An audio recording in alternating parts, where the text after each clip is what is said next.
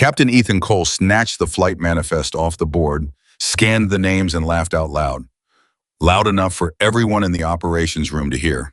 He pointed at the last name on the list and said, "Who let Grandma sign up for the show?" The room erupted. Every young pilot within earshot turned and laughed with him. Nobody stopped him, nobody told him he was wrong, and the woman sitting alone by the hangar window, holding her coffee with both hands, heard every single word. She did not turn around. She did not react. She simply set her cup down slowly and stared at the sky. If you are watching this right now, drop a comment and tell me what city you are watching from. I wanted to see exactly how far this story has traveled. And if you have not subscribed yet, hit that button right now and stay with me until the very end, because what happens next is something none of those pilots ever saw coming. The morning started the way every big air show morning starts at Nellis Air Force Base in Nevada. Loud, competitive, and full of ego, walking on two legs. It was the Thunder Valley Air Expo. One of the most prestigious aviation events on the calendar, and the base was buzzing with that specific kind of electric energy that only exists when powerful machines and powerful personalities are all crammed into the same space at the same time. Thousands of spectators were going to fill those bleachers. Cameras were going to broadcast to millions of screens across the country.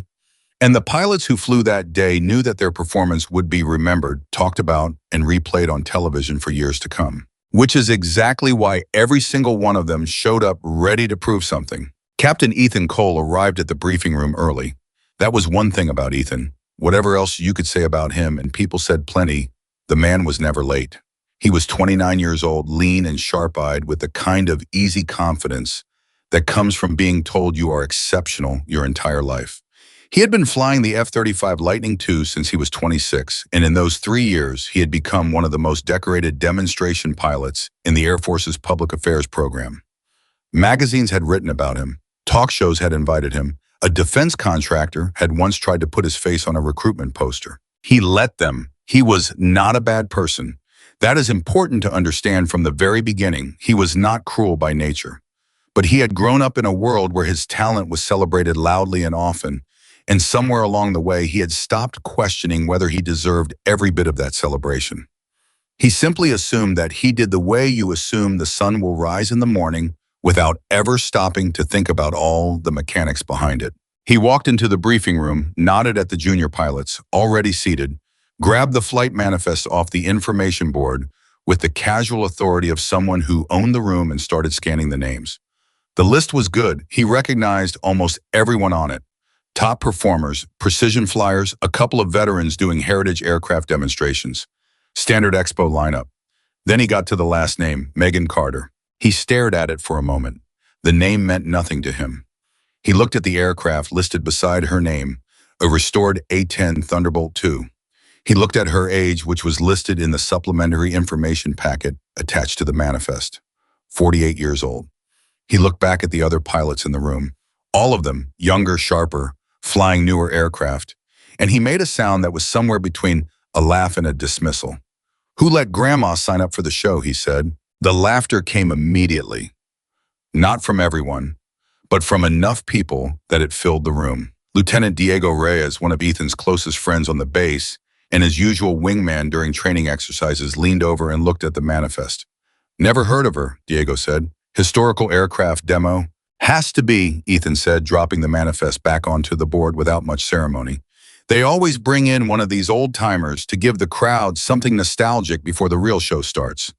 Crowd goes, 'Oh, how sweet an old plane.' Then we come in and show them what aviation actually looks like in the 21st century." There were a few more chuckles. A couple of the junior pilots, newer to the base and still trying to figure out the social dynamics of the room, kept their expressions carefully neutral. Sergeant First Class Brianna Okafor, who was standing near the coffee station and had been listening to the whole exchange, said nothing.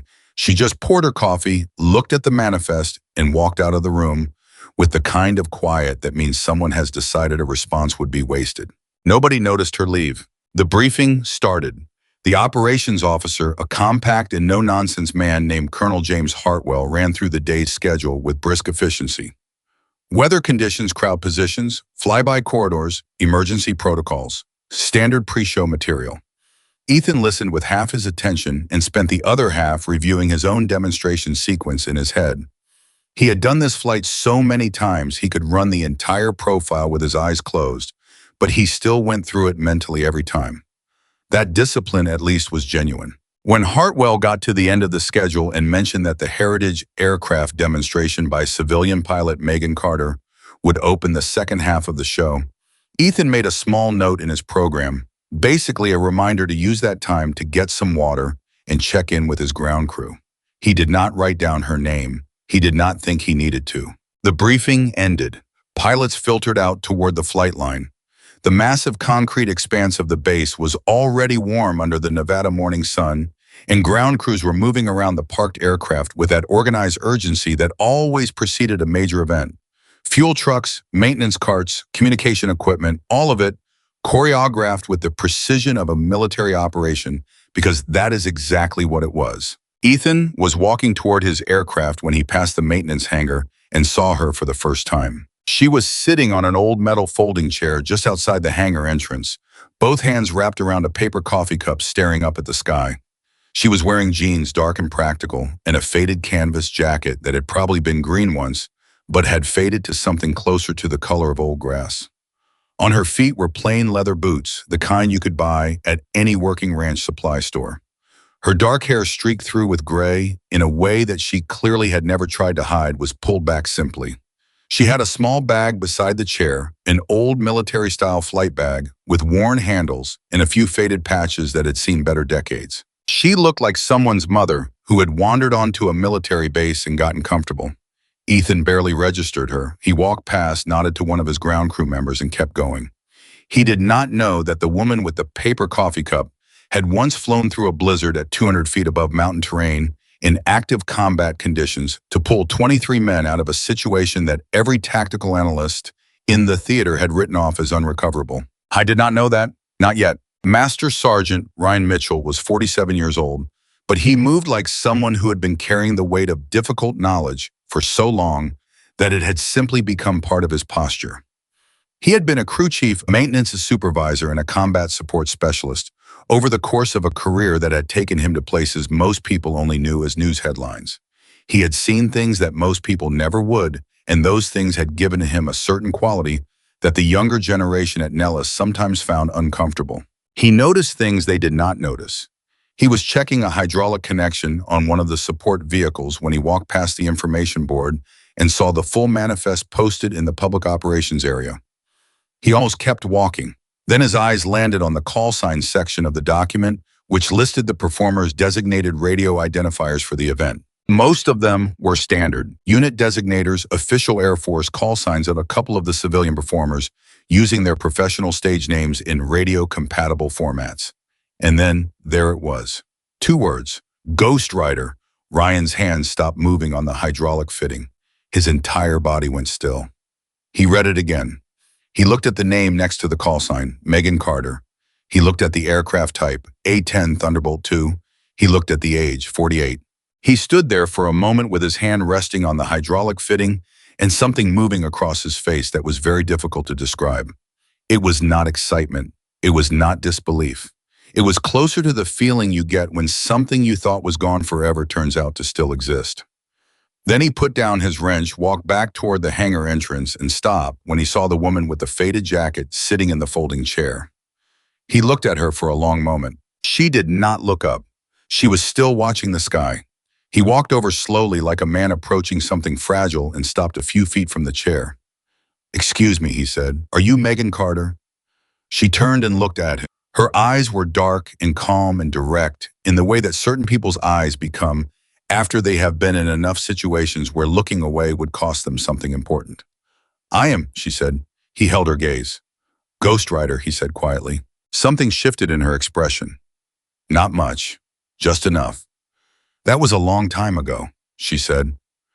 Ryan nodded slowly. He pulled off his cap, ran a hand through his hair, and let out a breath that seemed to carry a lot of years in it. "I was in Kunar Province," he said, at Groundside, 2014. "I was part of the support element for Alpha Team's extraction." Megan set her coffee down on the ground beside the chair. She looked at him with an attention that she had not extended to the coffee cup or the sky. Were any of your people hurt? She asked. Two of them, Ryan said, but they made it home. Because somebody flew an A-10 through a mountain pass in weather that every fixed-wing pilot on the base that day said was unnavigable. Megan was quiet for a moment. Then she picked up her coffee again. I am glad they made it home, she said. Ryan nodded. He put his cap back on. He started to walk away, then stopped. They called your call sign Ghostwriter over the radio for about 4 years after that. Every time conditions got bad and someone said it was impossible, someone would say, yeah, but Ghostwriter flew Kunar. He paused. I never thought I would actually meet you. Well, Megan said, looking back up at the sky, now you have. He walked away, and he did not tell anyone what he knew. Not yet. Not because he was keeping a secret, but because he understood instinctively that what he had just learned belonged to the kind of truth that reveals itself at exactly the right moment and not a second before. Meanwhile, Ethan was running through his pre-flight checks with the kind of focused precision that was genuinely one of his best qualities. His aircraft was a beautiful machine. That was not arrogance. That was fact. The F-35 Lightning II represented the absolute pinnacle of what human beings had so far managed to build in terms of aerial combat technology. Stealth architecture, integrated sensor fusion, a helmet-mounted display system that put real-time battlefield data directly into a pilot's line of sight. It was the kind of technology that made purely physical skill almost secondary because so much of what the aircraft did was managed by computing systems so sophisticated they made the human body's limitations almost irrelevant. Almost Lieutenant Diego Reyes came up beside him during the check and lowered his voice. Hey, you see Ryan Mitchell over there? He looked like he saw a ghost. Ethan looked up briefly and then went back to his checklist. Mitchell always looks like that. Man's permanently dramatic. He was talking to that Carter woman, Diego said, the old-timer. Ethan made a non-committal sound. Probably getting a pre-show pep talk from the heritage pilot. Maybe she's going to tell him some story about flying in the 80s. Diego started to say something, then stopped. He looked back toward the hangar entrance. Ryan had disappeared somewhere. The woman in the faded jacket was still in her folding chair, still drinking her coffee, still watching the sky. Something about her stillness was slightly unnerving, the way that certain very quiet objects in your peripheral vision can feel more present than louder things directly in your line of sight. She's been sitting there for 2 hours, Diego said. She hasn't moved. Some people are into meditation, Ethan said, making a final notation on his checklist. She's probably just centering herself before her nostalgia flight. We should respect that. He said it with a lightness that made it clear he did not particularly mean it. 3 hours before the show started, the complete performer information packets were posted in the pilot's ready room. These packets included biographical information, military records, where applicable, and the official call sign registrations. Ethan walked in, grabbed his own packet, scanned it for any last-minute changes, and set it down. Then he reached for Megan Carter's packet, mostly out of the same casual curiosity that makes you look at someone else's plate at a restaurant even when you are perfectly happy with your own order. He opened it. He read the first paragraph. He read it again. The room was not particularly quiet. There were other pilots coming in and out, ground crew members passing through, the general low-level noise of a military operation in organized motion. But the sound did not reach Ethan for a moment. He was somewhere else entirely. The packet was not the biography of a hobby pilot or a historical aircraft enthusiast. It was the compressed summary of a career that had touched some of the most difficult combat aviation moments of the preceding 2 decades. An active duty record that included a classified operation in Afghanistan's Kunar province, the details of which were heavily redacted, but whose outcome was noted in stark, simple language. 23 personnel extracted, 0 fatalities among the recovered unit. 1 aircraft returned to base with significant airframe damage. 1 pilot, 1 A-10, 1 call sign, Ghostwriter. Ethan closed the packet. He stood still for a moment in the busy ready room, holding the closed folder in his hands. Then he said very quietly to nobody in particular, "Oh," Diego appeared at his shoulder. "What?" Ethan did not answer immediately. He opened the packet again and turned it so Diego could see the first page. Diego read it. His expression went through several changes in about 4 seconds, which was actually impressive for a pilot trained to maintain composure under pressure. "That's the same person," Diego said. "The woman outside in the jacket." "That's the same person," Ethan said. Diego read further.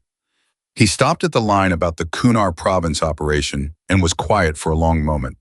Ryan Mitchell was in Kunar in 2014, he said slowly. I know, Ethan said. They both looked at each other. Then Diego said, You called her grandma. Ethan said nothing. You said it loud enough that half the room heard it, Diego continued. You said who let grandma sign up for the show. I know what I said, Ethan told him, and she was sitting right outside the window. I am aware of that, Diego. Diego closed his mouth. He looked at the packet again. He looked at the wall. He looked at the ceiling. Then he said, I think you should go talk to her. I know I should, Ethan said quietly. I just need a minute first. I was not angry. He was not even embarrassed in the loud defensive way that people sometimes get when they are caught being wrong. He was something quieter and more uncomfortable than that.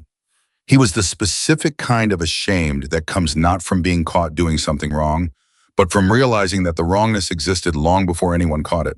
I had looked at her and seen what he expected to see. Age, ordinary clothes, a slow, simple story that he could file away without paying much attention to. And because he expected that he had been completely blind to everything else, he had not looked. He had simply dismissed. And somewhere outside the ready room window, in a folding chair with a paper coffee cup, was a woman who had once flown through a mountain pass in a blizzard at combat speed with damage on her aircraft to bring soldiers home, who had heard him call her grandma and had not even turned around. That was not ignorance. That was not obliviousness. That was choice.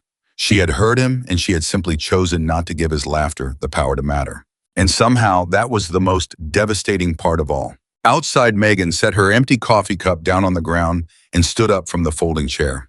She stretched slowly the way people do when they have been sitting with a weight for a while and are ready to move. She reached into her old flight bag and pulled out her helmet. She turned it over in her hands, once looking at it with the familiarity of something that had been with her through experiences she had never fully described to anyone. Then she walked toward the hangar where her aircraft was waiting. She did not walk like someone who needed to prove anything. She walked like someone who already knew exactly what the day was going to say. Around her, ground crew members who had caught wind of the call sign situation were moving with a slightly different energy now. There was a shift on the flight line, the kind of shift that happens when information moves through a group of people who have been together long enough to recognize what the information means. A young crew chief named Specialist Kayla Torres, who was 23 and had been at Nellis for less than a year, watched Megan walk toward the hangar and then turned to the veteran crew chief standing beside her. Why is everyone acting strange about that woman? She asked. The veteran crew chief, a man named Sergeant First Class Dennis Webb, who had been at Nellis for 11 years, watched Megan disappear into the hangar entrance before he answered. You ever hear the name Ghost Rider before? He asked. Kayla shook her head. Is that a movie? Dennis looked at her for a moment. Then he said, No, kid, that is not a movie. Come with me. I'm going to tell you something before this show starts. And he led her toward the hangar entrance, where the sound of a pre-flight inspection was already underway, the familiar systematic ritual of a pilot preparing to enter a sky that has never been guaranteed to give you back. Ethan Cole stood at the ready room for another minute after Diego walked out. He held the packet in his hands and read through it once more, not because he thought he had missed anything, but because he needed to let it settle differently.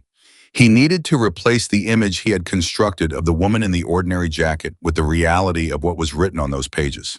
There is a specific kind of learning that is not comfortable, not the learning that confirms what you suspected or the learning that fills in a blank you knew was there.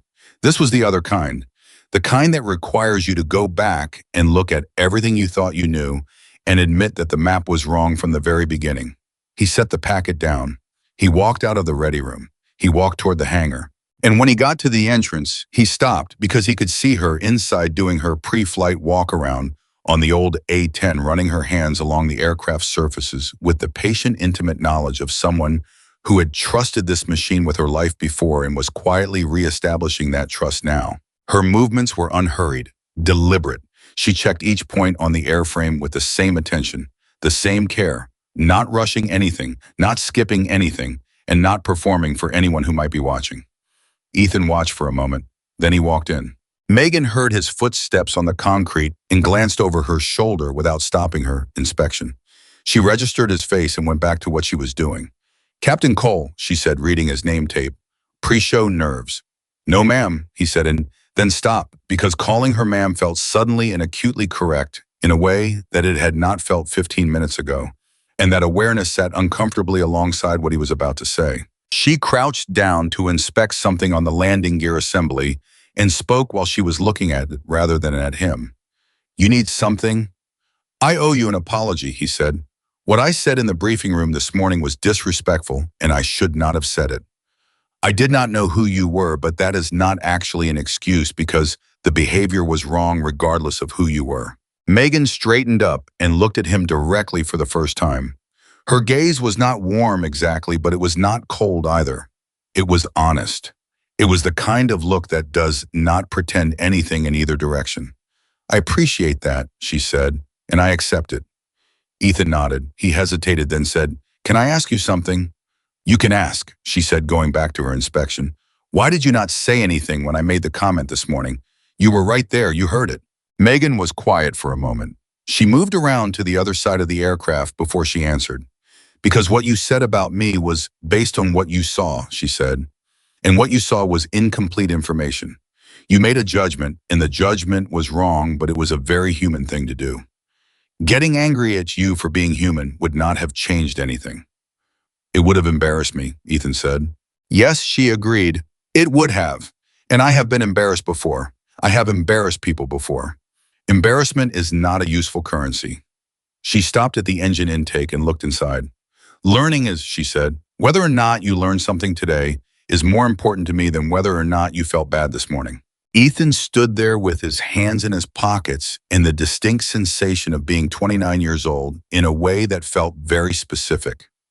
Not young in the casual complimentary sense. Young in the sense of having a lot of distance left to travel.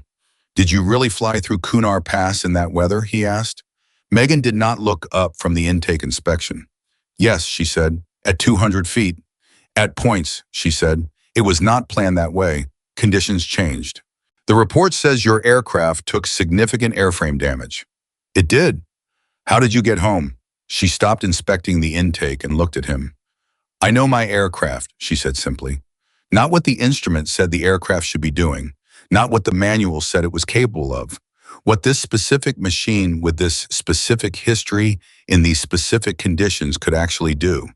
You build that knowledge over years. You cannot shortcut it. She went back to her inspection. Ethan stood there for another moment. Then he said, thank you. For what? For talking to me anyway, he said, after this morning.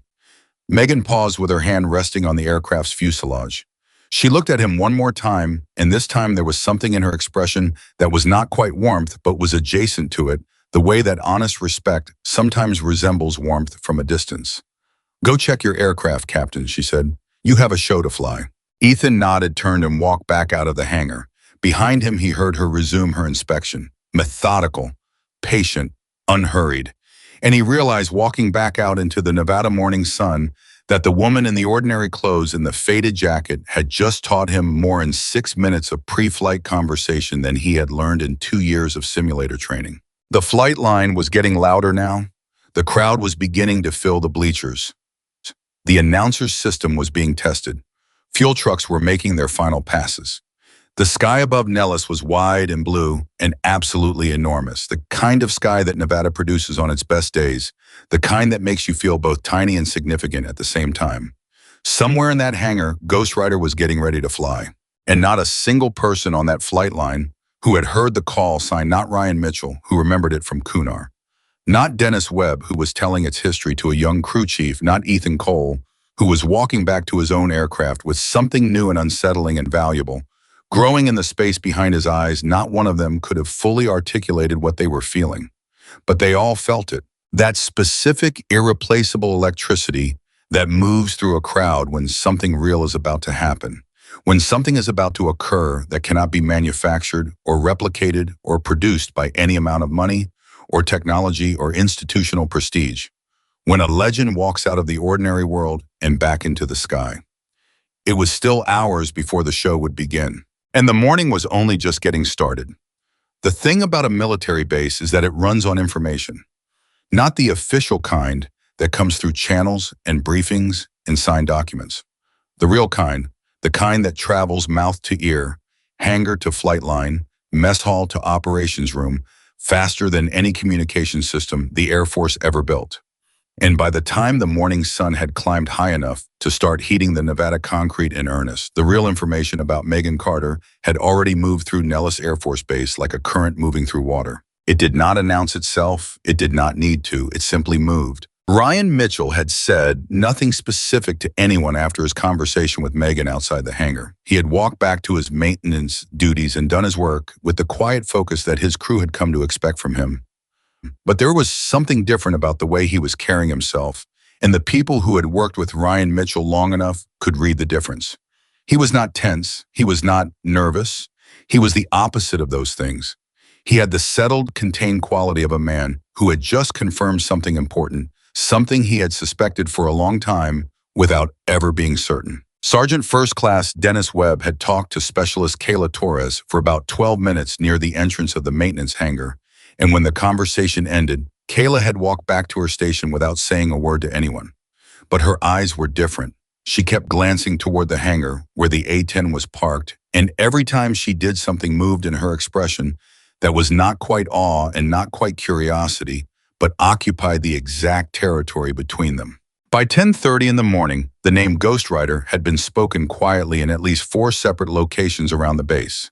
Each time it was spoken, the conversation around it stopped. Not completely, but enough. The way background noise dips slightly when something significant enters the room, even if nobody can say exactly why.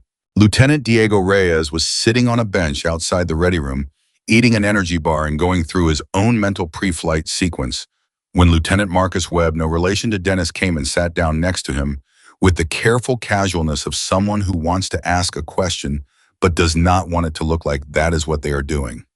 "Hey," Marcus said. "Hey," Diego replied. There was a pause. Marcus looked at the flight line, then back at his hands, then at Diego. "You heard about the call sign?" Diego kept his eyes forward. "Ghost Rider. You know the story." Diego was quiet for a moment, chewing. Then he said, "I know some of it. Ryan Mitchell filled in a few pieces for me this morning." Marcus leaned forward with his elbows on his knees. He was 26, newer to Nellis than Diego, and he had the specific kind of restless energy that young pilots have when they are trying to process something that does not fit cleanly into the framework they have been building their identity around. "So she really did it," he said. "The Kunar thing?" "Her packet is in the ready room," Diego said. "You can read it yourself." "I read it," Marcus said. "I read it 3 times. I just wanted to hear someone who knows more than me say it out loud, so I know I am understanding it correctly." Diego finally looked at him. "She flew an A-10 through a mountain pass in weather that grounded every other aircraft on the base that day. She flew it low enough to provide effective fire suppression to protect the extraction team on the ground. She took enemy fire. Her aircraft was damaged. She stayed on station until every single one of those men was out." He paused, and then she flew home. Marcus sat back. He looked at the sky for a long moment. "And then she just left," he said. "Left active duty, no ceremony, no press." "Apparently," Diego said. "Why won't?" Diego finished his energy bar and folded the wrapper with mechanical neatness. "That," he said, "is the question I keep coming back to." Marcus shook his head slowly. "Ethan called her grandma," he said, not accusingly, just stating it the way you state something that you are still trying to make sense of. "I know," Diego said. "He knows he called her that. He went and talked to her already." He paused. "She accepted his apology and told him to go check his aircraft." Marcus stared at him. That was it. That was it. She did not make him feel terrible. "She apparently made him feel quite a lot," Diego said. "Just not the way he expected." Marcus was quiet. He looked back at the hangar entrance. "What kind of person does that?" he said. "What kind of person has every reason to shut somebody down and just does not?" Diego thought about it. "The kind," he said finally, "who does not need anyone else to validate what they already know about themselves." They sat with that for a moment. Then Marcus stood up, stretched, and looked at the schedule board visible through the ready room window. "She flies second half," he said, after Cole's demonstration. "I know," Diego said. "I am not going to get water during her slot," Marcus said. Diego looked up at him. "I was going to," Marcus said, "before, when I thought she was just doing a heritage demo." He paused. "I am not going to now." Diego nodded once and went back to looking at the flight line. "Yeah," he said quietly. Me neither. Inside the maintenance hangar, Megan was finishing her pre-flight inspection with the same unhurried patience she had started it with, but the hangar was no longer as empty as it had been. Two of the ground crew had found reasons to be nearby. Not hovering, not staring, just existing in the same space with that particular human quality of wanting to be close to something you recognize as significant without being able to fully articulate why. One of them was Specialist Kayla Torres, who was technically supposed to be checking fluid levels on a support vehicle parked 40 feet away, but who kept finding reasons to move slightly closer. Megan noticed. She always noticed, but she said nothing about it. She was crouched near the left main landing gear, checking a specific point on the hydraulic actuator, with her fingers rather than with an instrument reading the hardware by touch the way she had learned to do on aircraft that had come back from places that left their marks in the metal. Kayla Torres finally crossed the invisible line between watching and engaging. She cleared her throat and said quietly, "Excuse me, ma'am." Megan looked up. Kayla straightened slightly the way junior enlisted personnel do when they suddenly remember they are speaking to someone whose rank or history requires a particular posture. "I heard," she started. Then she stopped. Then she tried again. "Sergeant Webb told me some things about Kunar, about what you did." She stopped again. "I did not know how to. I just wanted to say I think what you did was." She stopped a third time, looking frustrated with herself. Megan waited. She did not fill the silence with anything. Kayla took a breath and said plainly, "Thank you for doing that." Megan looked at her for a moment. Then she said, "What is your name?" "Torres, ma'am." "Kayla Torres." "How long have you been a crew chief, Torres?" 8 months at this assignment, about 2 years total." Megan nodded. She turned back to the actuator and resumed her check. "You want to know something that nobody teaches you in crew chief school?" Kayla stepped forward slightly. "Yes, ma'am." "The aircraft feels what you feel," Megan said. "Not literally. I do not mean something mystical. I mean that if you rush a check because you are distracted or nervous or trying to look impressive, the check reflects that. You miss things, small things, and small things at altitude are not small." She ran her hand along the actuator one more time. "But if you approach every check with the same patience, regardless of who is watching or how much time you think you have, you start to build a knowledge of the aircraft that is separate from the manual. You start to know it." She looked back at Kayla. "That knowledge is what brings you home when the instruments stop agreeing with each other." Kayla was very still. "Thank you, Torres," Megan said, standing up, "for saying what you said." Kayla nodded, tried to say something else, and then simply walked back to her support vehicle. But she walked differently than she had walked coming over. Slower, more deliberate, like someone who has just received something they need time to carry properly. It was 11:15 in the morning when Colonel James Hartwell walked into the hangar. Hartwell was not a man who walked into spaces without purpose.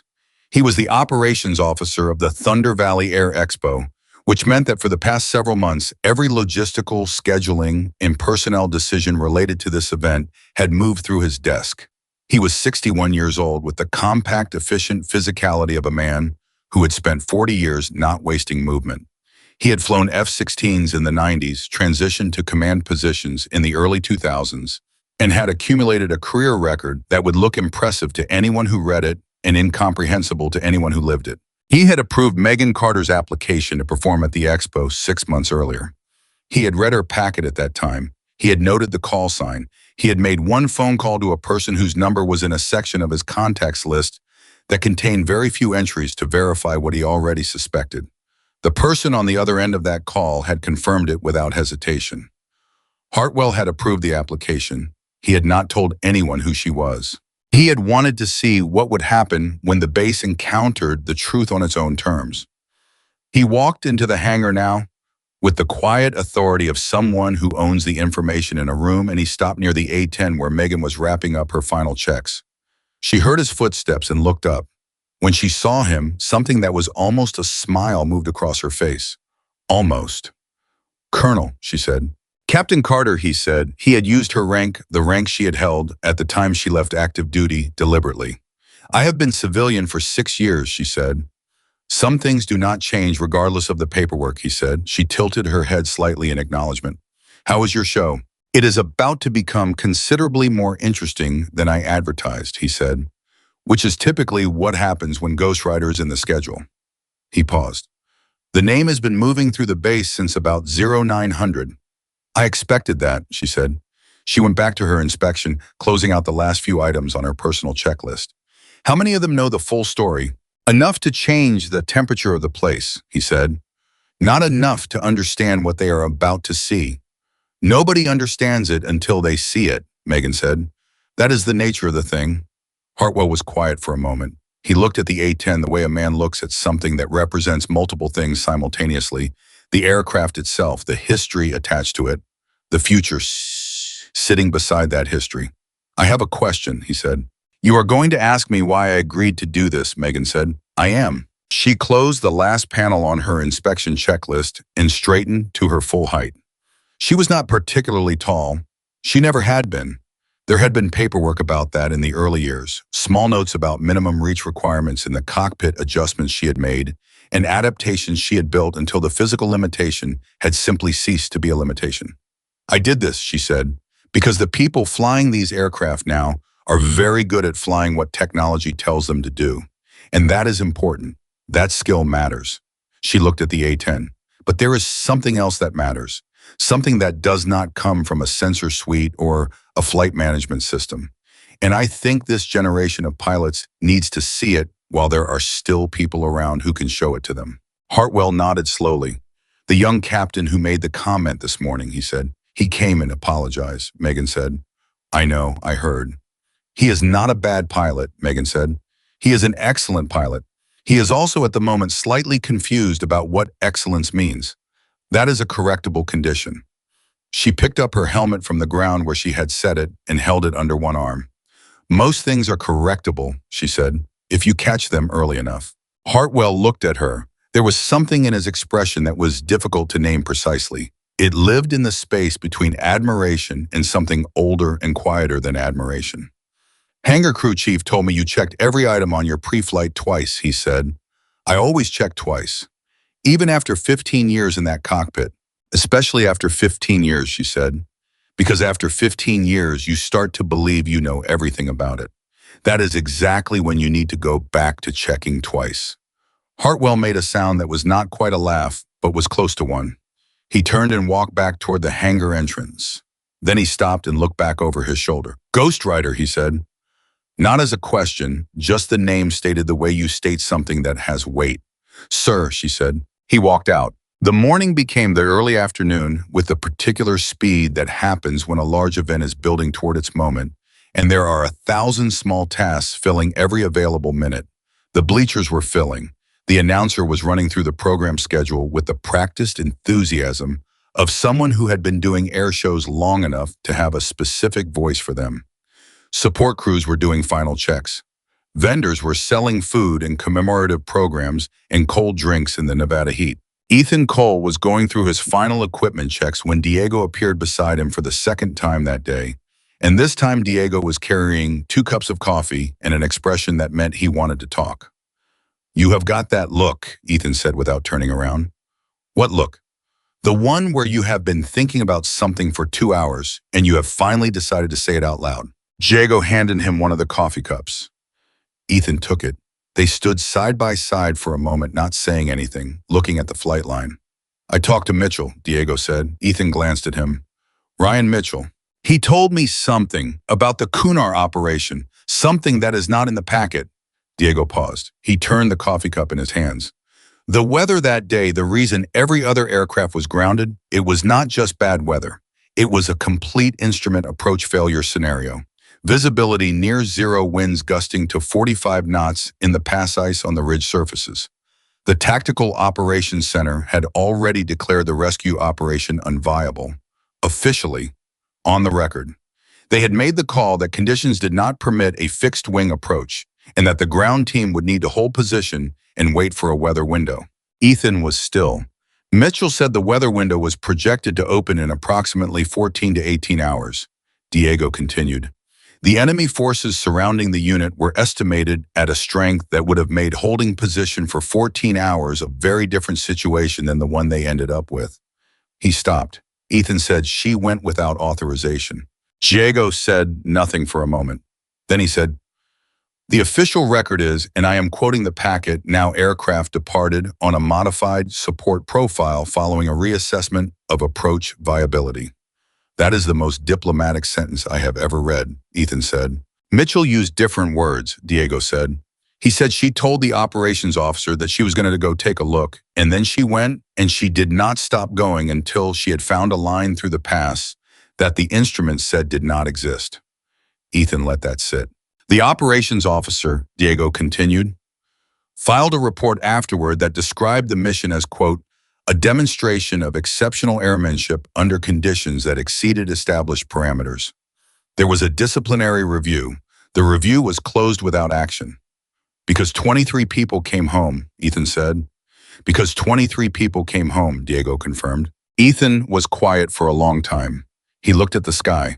That enormous, honest Nevada sky that does not negotiate with anyone about what it is or is not going to do on any given day. She was willing to lose everything, he said. Her career, her record, everything she had built. She was willing to lose all of it.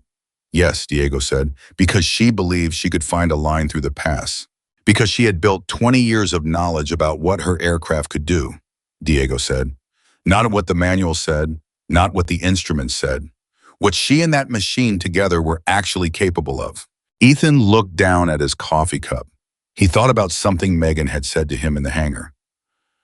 The words about knowing an aircraft, not what the instrument said it should do, but what it could actually do. He had listened to those words. He had understood them intellectually. And now he was understanding them the other way, the way that lives in your chest rather than your head. She is the real thing, Ethan said quietly. Not as a revelation, as a confession. Yes, Diego said. She is. And I called her Grandma. You did, Diego said without any particular inflection. Ethan looked at him. Diego looked back and his expression was not judgmental. It was something more complicated than judgment. It was the expression of a friend who is standing beside you while you figure something out that cannot be unfigured out, waiting without rushing you. I am going to fly the best demonstration I have ever flown today, Ethan said.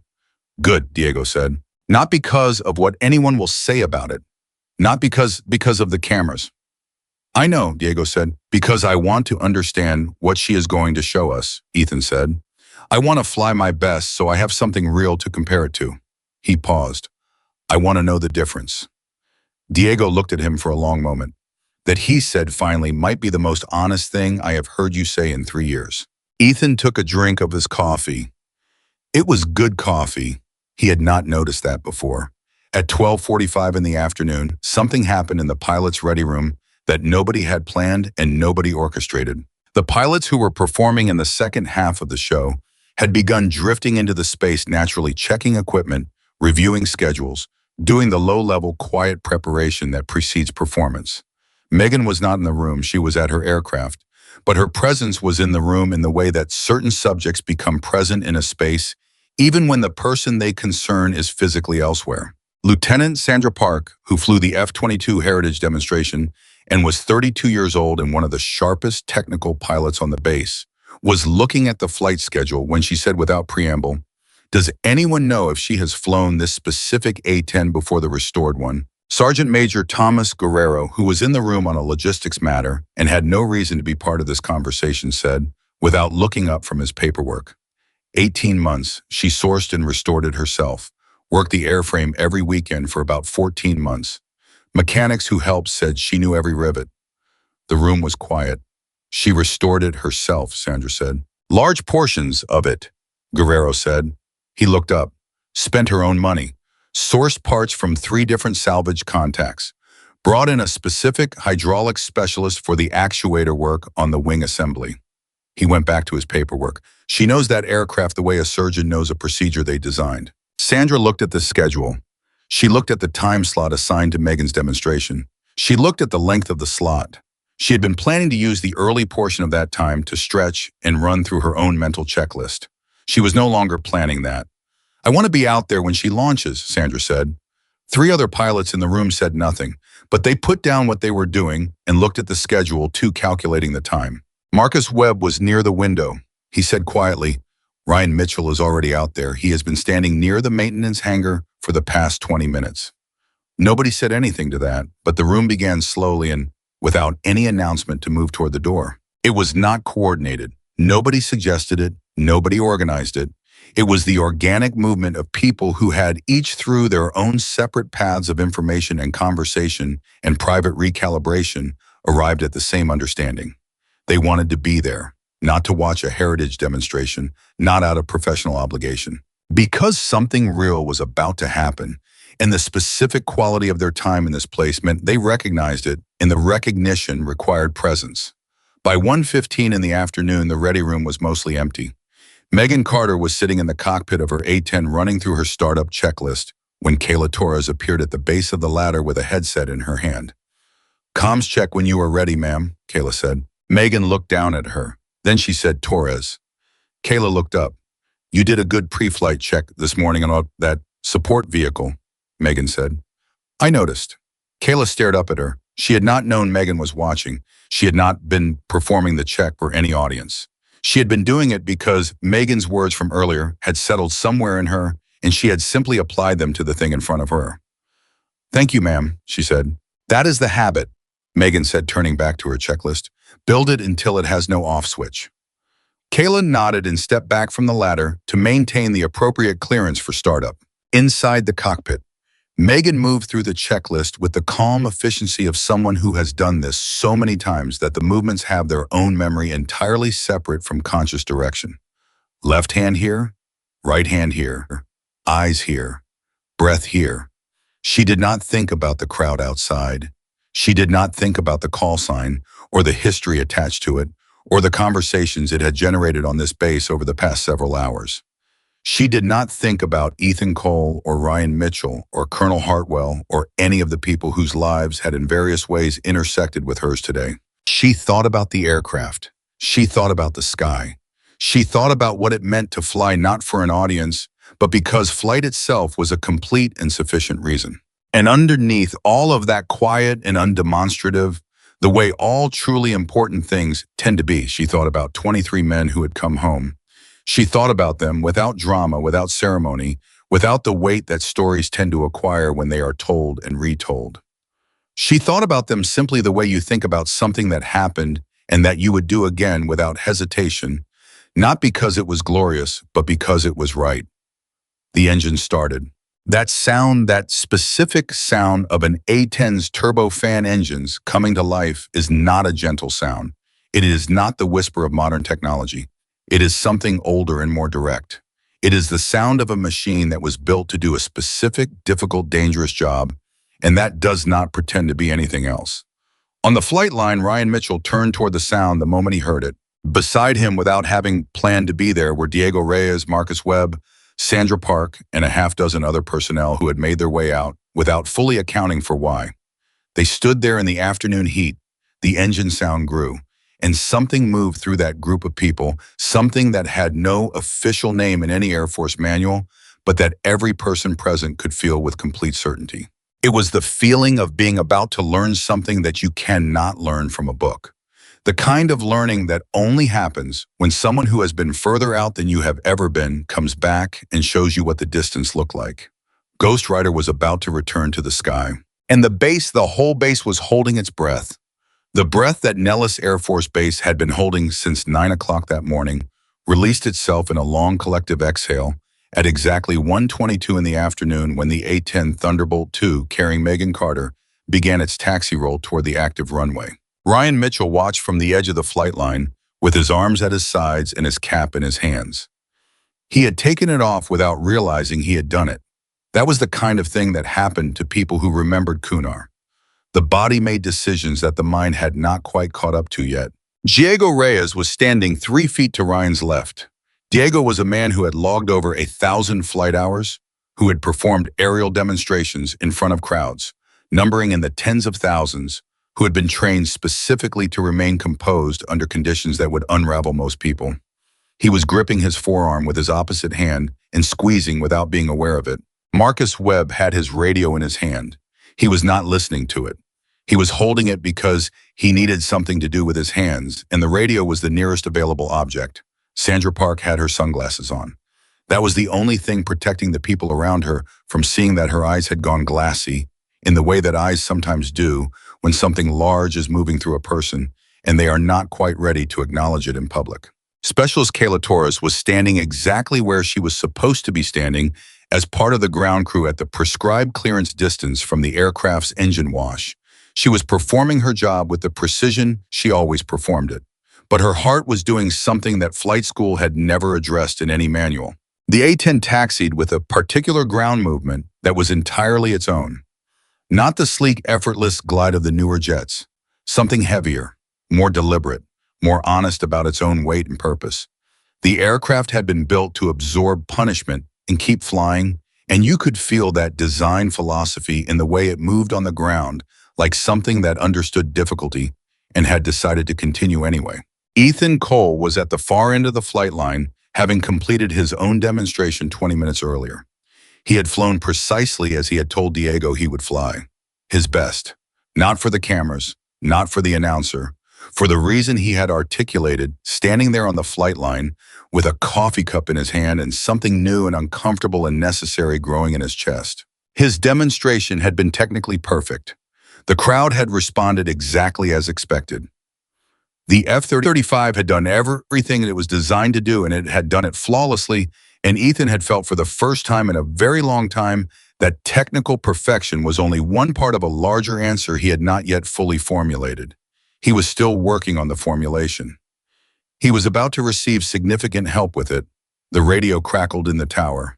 Nellis Tower Ghost Rider, ready for departure, runway 21 left, requesting clearance for the demo profile. The controller's voice came back in under 2 seconds, and the people standing near the open comm feeds noted without comment that the controller's voice had a quality it did not usually carry during routine departure clearances. Something careful, something that knew it was participating in a moment that was larger than the standard transaction. Ghost Rider Nellis Tower, winds 210 at 12, cleared for takeoff runway 21 left. We're cleared for the full profile. Base is watching. There was a pause. Then Megan's voice, calm and undecorated, the voice of a person who has been in enough situations where voice quality under pressure was a survival skill. Copy tower, Ghost Rider rolling. The engine spooled up. The sound hit the flight line first because sound travels faster along concrete than it does through air when you are standing in the right position, and the people on the flight line felt it in their chest cavities before their ears fully processed it. It was not the high, clean note of modern turbofan technology. It was broader, rawer, more physical. It was the sound of a machine that had been built during a period when aviation was still working out its relationship with brute honesty, when the question was not how elegantly can this aircraft operate, but how much can it endure and still come home. Megan advanced the throttles. The aircraft began to accelerate. Ryan Mitchell put his cap back on his head with both hands very deliberately, and then stood at something that was not quite attention, but was close enough that someone watching from a distance might have thought it was. His jaw was set. His eyes were on the runway. Go, he said quietly, to no one, to everyone, to the sky and the memory and the woman in the cockpit who had once appeared through impossible weather because she had decided that unviable was not the same as impossible. Come on, he said. Go. The aircraft rotated. It left the runway at a speed and angle that was slightly more aggressive than a standard departure, not dramatically, not recklessly, but with an authority that communicated something to every pilot watching. It communicated that the person in that cockpit had an opinion about how much of the available performance envelope should be used, and that the opinion was informed by experience that cannot be replicated in a simulator. The A-10 climbed, and then the first maneuver happened. What Megan Carter did in the next 4 minutes was not describable in purely technical terms, though the technical terms were precise enough.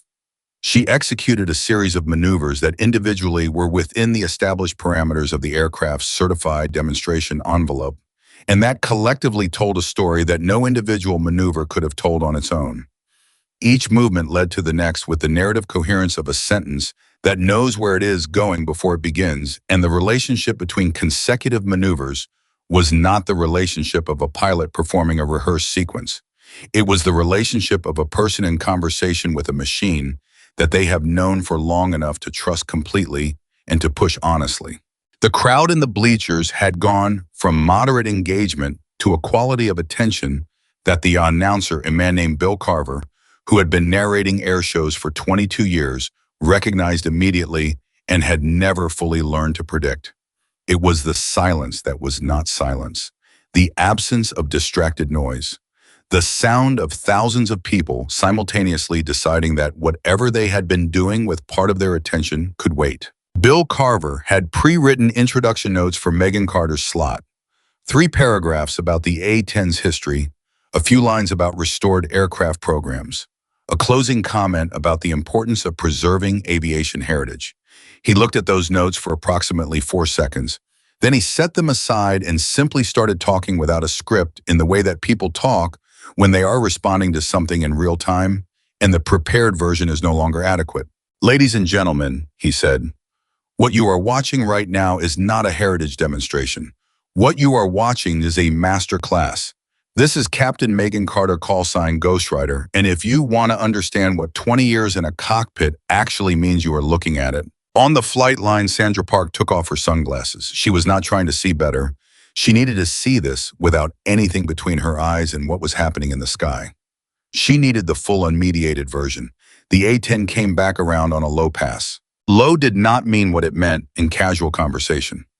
Low in this context meant an altitude that required a specific and confident relationship with the aircraft's energy, state with the ground clearance, mathematics, that the pilot's nervous system was running constantly and automatically, with the precise calibration between speed and lift, and the specific density of Nevada air at 1:40 in the afternoon in July.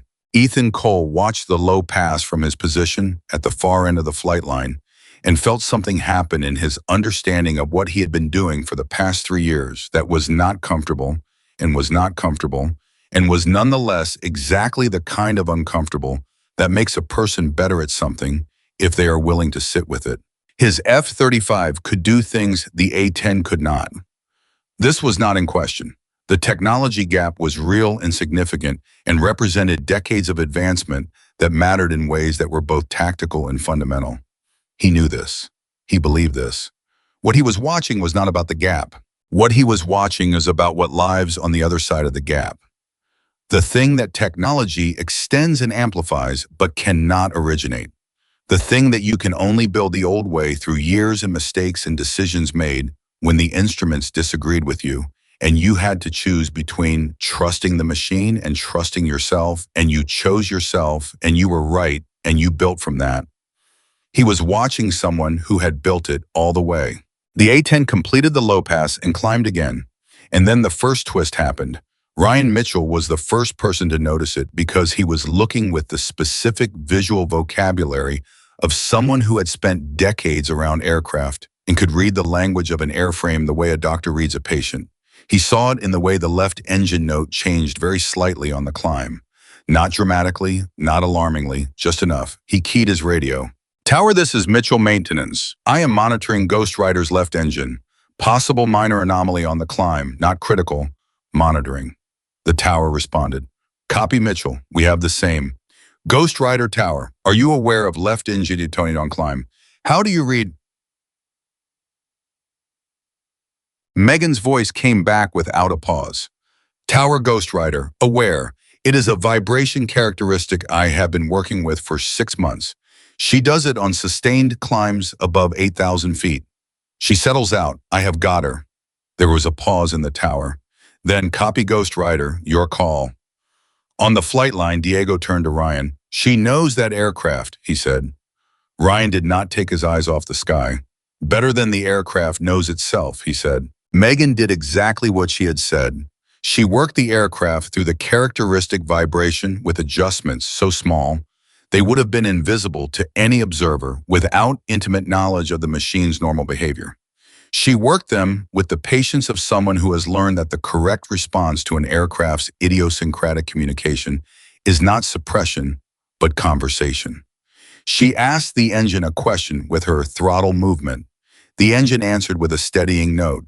She confirmed the answer with a slight adjustment to her climb angle. The vibration settled. The aircraft continued. Marcus Webb had been holding his radio the entire time. He finally noticed he was holding it and put it in his pocket. He put both hands in his pockets and stood there watching and did not touch the radio again for the rest of the demonstration. At 2 minutes and 40 seconds into the flight profile, Megan executed what the official demonstration checklist described as a combat brake turn. What that description captured accurately in terms of the mechanics, it missed entirely in terms of the experience of watching it. Because a combat brake turn, when performed by a pilot who learned the maneuver in the context of actual combat necessity rather than demonstration training, carries a quality that is distinct from the technically identical version performed by someone who learned it on the demonstration circuit. The difference is intention. Megan's brake turn was not a display of what the aircraft could do. It was a demonstration of what you do when you are trying to change your position relative to a threat in the minimum possible time. The urgency was real, even though the threat was not, because the urgency was built into the muscle memory of a person who had performed this maneuver in conditions where the alternative to getting it right was not a deduction of points on a score sheet. Sandra Parks said, very quietly to nobody in particular, "She is showing us something." Nobody replied, nobody needed to. Because every pilot on that flight line understood simultaneously and without discussion what Sandra had just articulated. This was not performance. This was instruction. Megan Carter had come to this air show not to demonstrate what an old aircraft could do, but to demonstrate what a certain quality of relationship between a pilot and an aircraft looked like when it was fully developed. She was teaching, without a classroom, without a syllabus, without any explicit statement of pedagogical intent. She was teaching the way the best instructors always teach, by doing the things so completely and so honestly that the lesson is unavoidable. Ethan Cole realized he was not breathing normally. He corrected this deliberately and then forgot about it almost immediately because the next sequence of maneuvers began. At the 9-minute mark, the second large twist arrived. It arrived quietly, the way significant things often do, without announcement or fanfare. The radio crackled. "Tower Ghost Rider, I am going to add one item to the profile that was not in the filed sequence, requesting clearance for a single pass low-slow gear down." The tower paused for exactly 3 seconds. In aviation terms, 3 seconds is a meaningful pause. Ghost Rider Tower, confirm gear down low pass, not in filed profile. State purpose. "Tower," Megan said, and something in her voice was different now. Not the compact professional, the departure and early profile communications. Something quieter and more direct. "I want the ground crew to see her in that configuration. The people who worked on her. I want them to see what they built." Another pause. Then the controller said, "Ghost Rider, you are cleared for one low pass gear down your discretion on altitude. Take your time." Megan came around. She brought the A-10 around in a wide, deliberate arc, extended the gear, and flew a pass over the flight line at an altitude low enough that the people on the ground could see the aircraft clearly in every detail. Low enough that they could see the panel lines, the wear on the landing gear doors, the patches on the airframe that bore the signatures of every hour of restoration work that had gone into returning this machine to the air. Kayla Torres forgot her professional composure entirely. She pressed both hands against her mouth and made a sound that was not quite audible, but that moved through her entire body. Dennis Webb took off his cap. The entire ground crew stood there in their assigned positions and watched that aircraft fly over them with its gear extended, slow and deliberate and unambiguous in its message. And the message was, look at what you made possible. Look at what your hands made able to fly. Ryan Mitchell did not take his eyes off the aircraft for a single second of that pass. He tracked it from the first moment it came into his visual field to the last moment before it climbed away. He tracked it the way you track something that you want to be able to remember precisely, not in the vague and general way that experiences become memories, but in the specific and detailed way that means you were fully present for every second of it.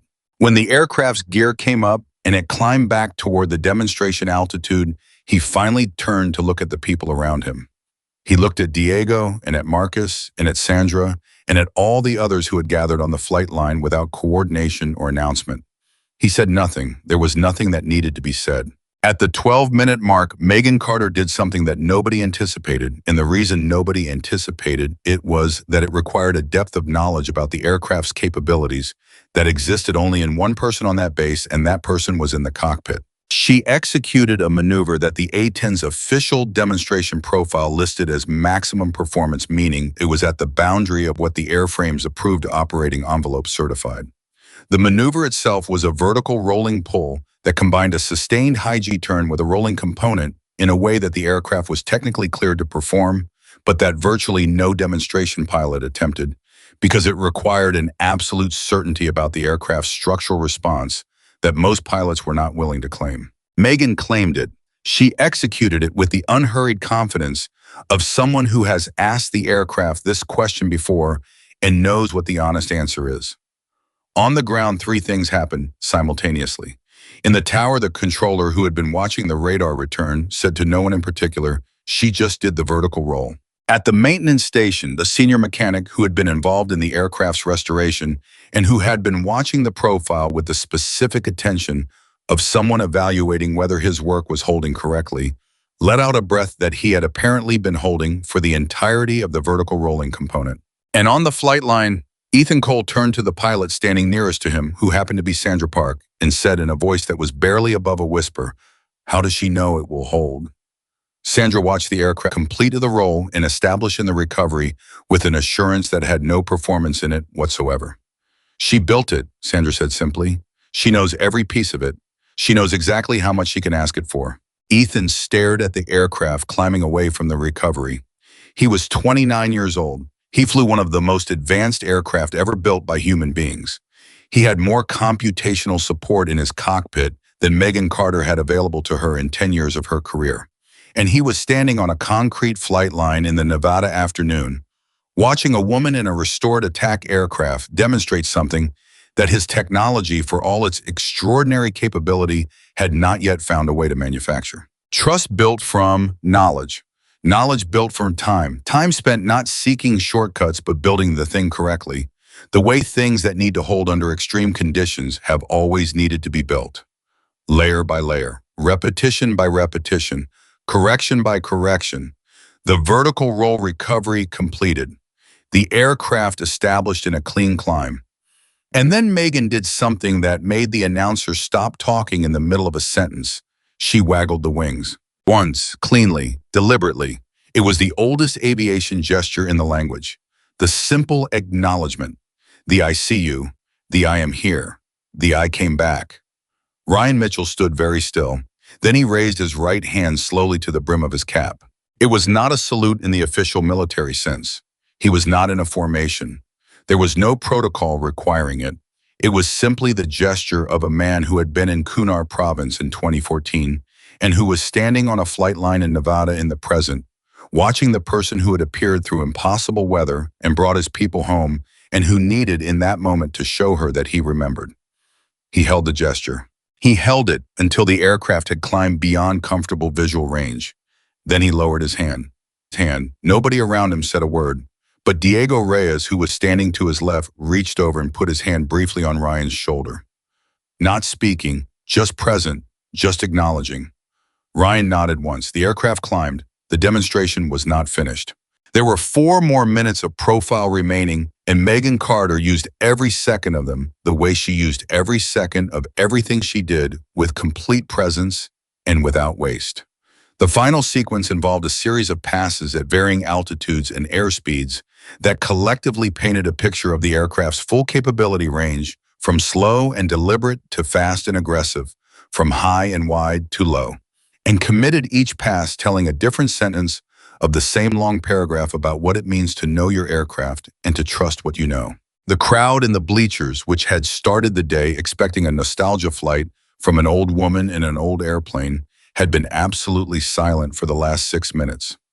Not the silence of disinterest, the opposite, the silence of people who are completely present with something and do not want to introduce any noise that might disrupt their ability to receive it. Bill Carver had been narrating for 22 years.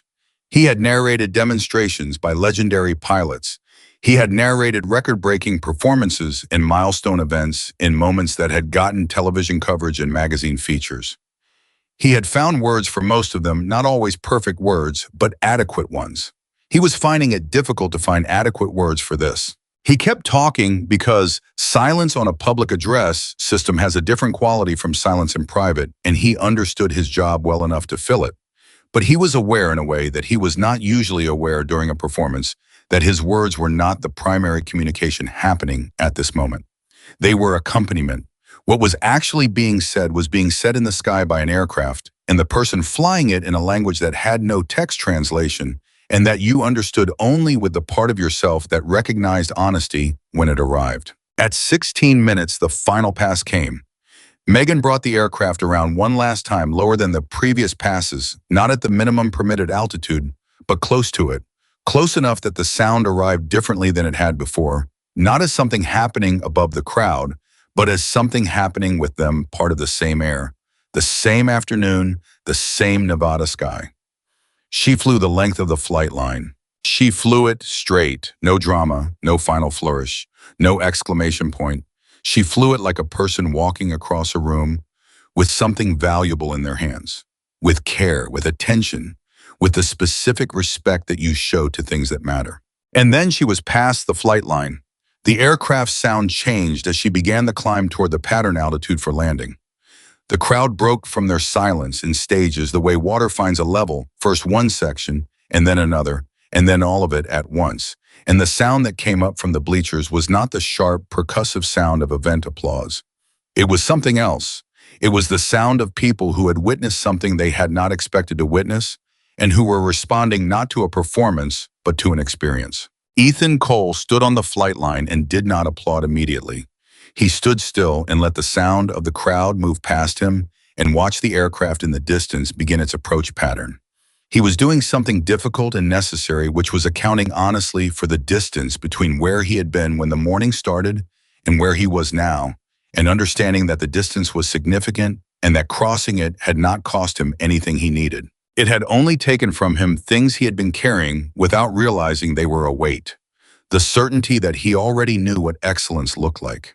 The assumption that the newer and faster version of something was automatically the more important version. The comfortable blindness that comes from receiving a great deal of validation before you have done enough to fully understand what the validation is measuring. Those things were gone now, not painfully.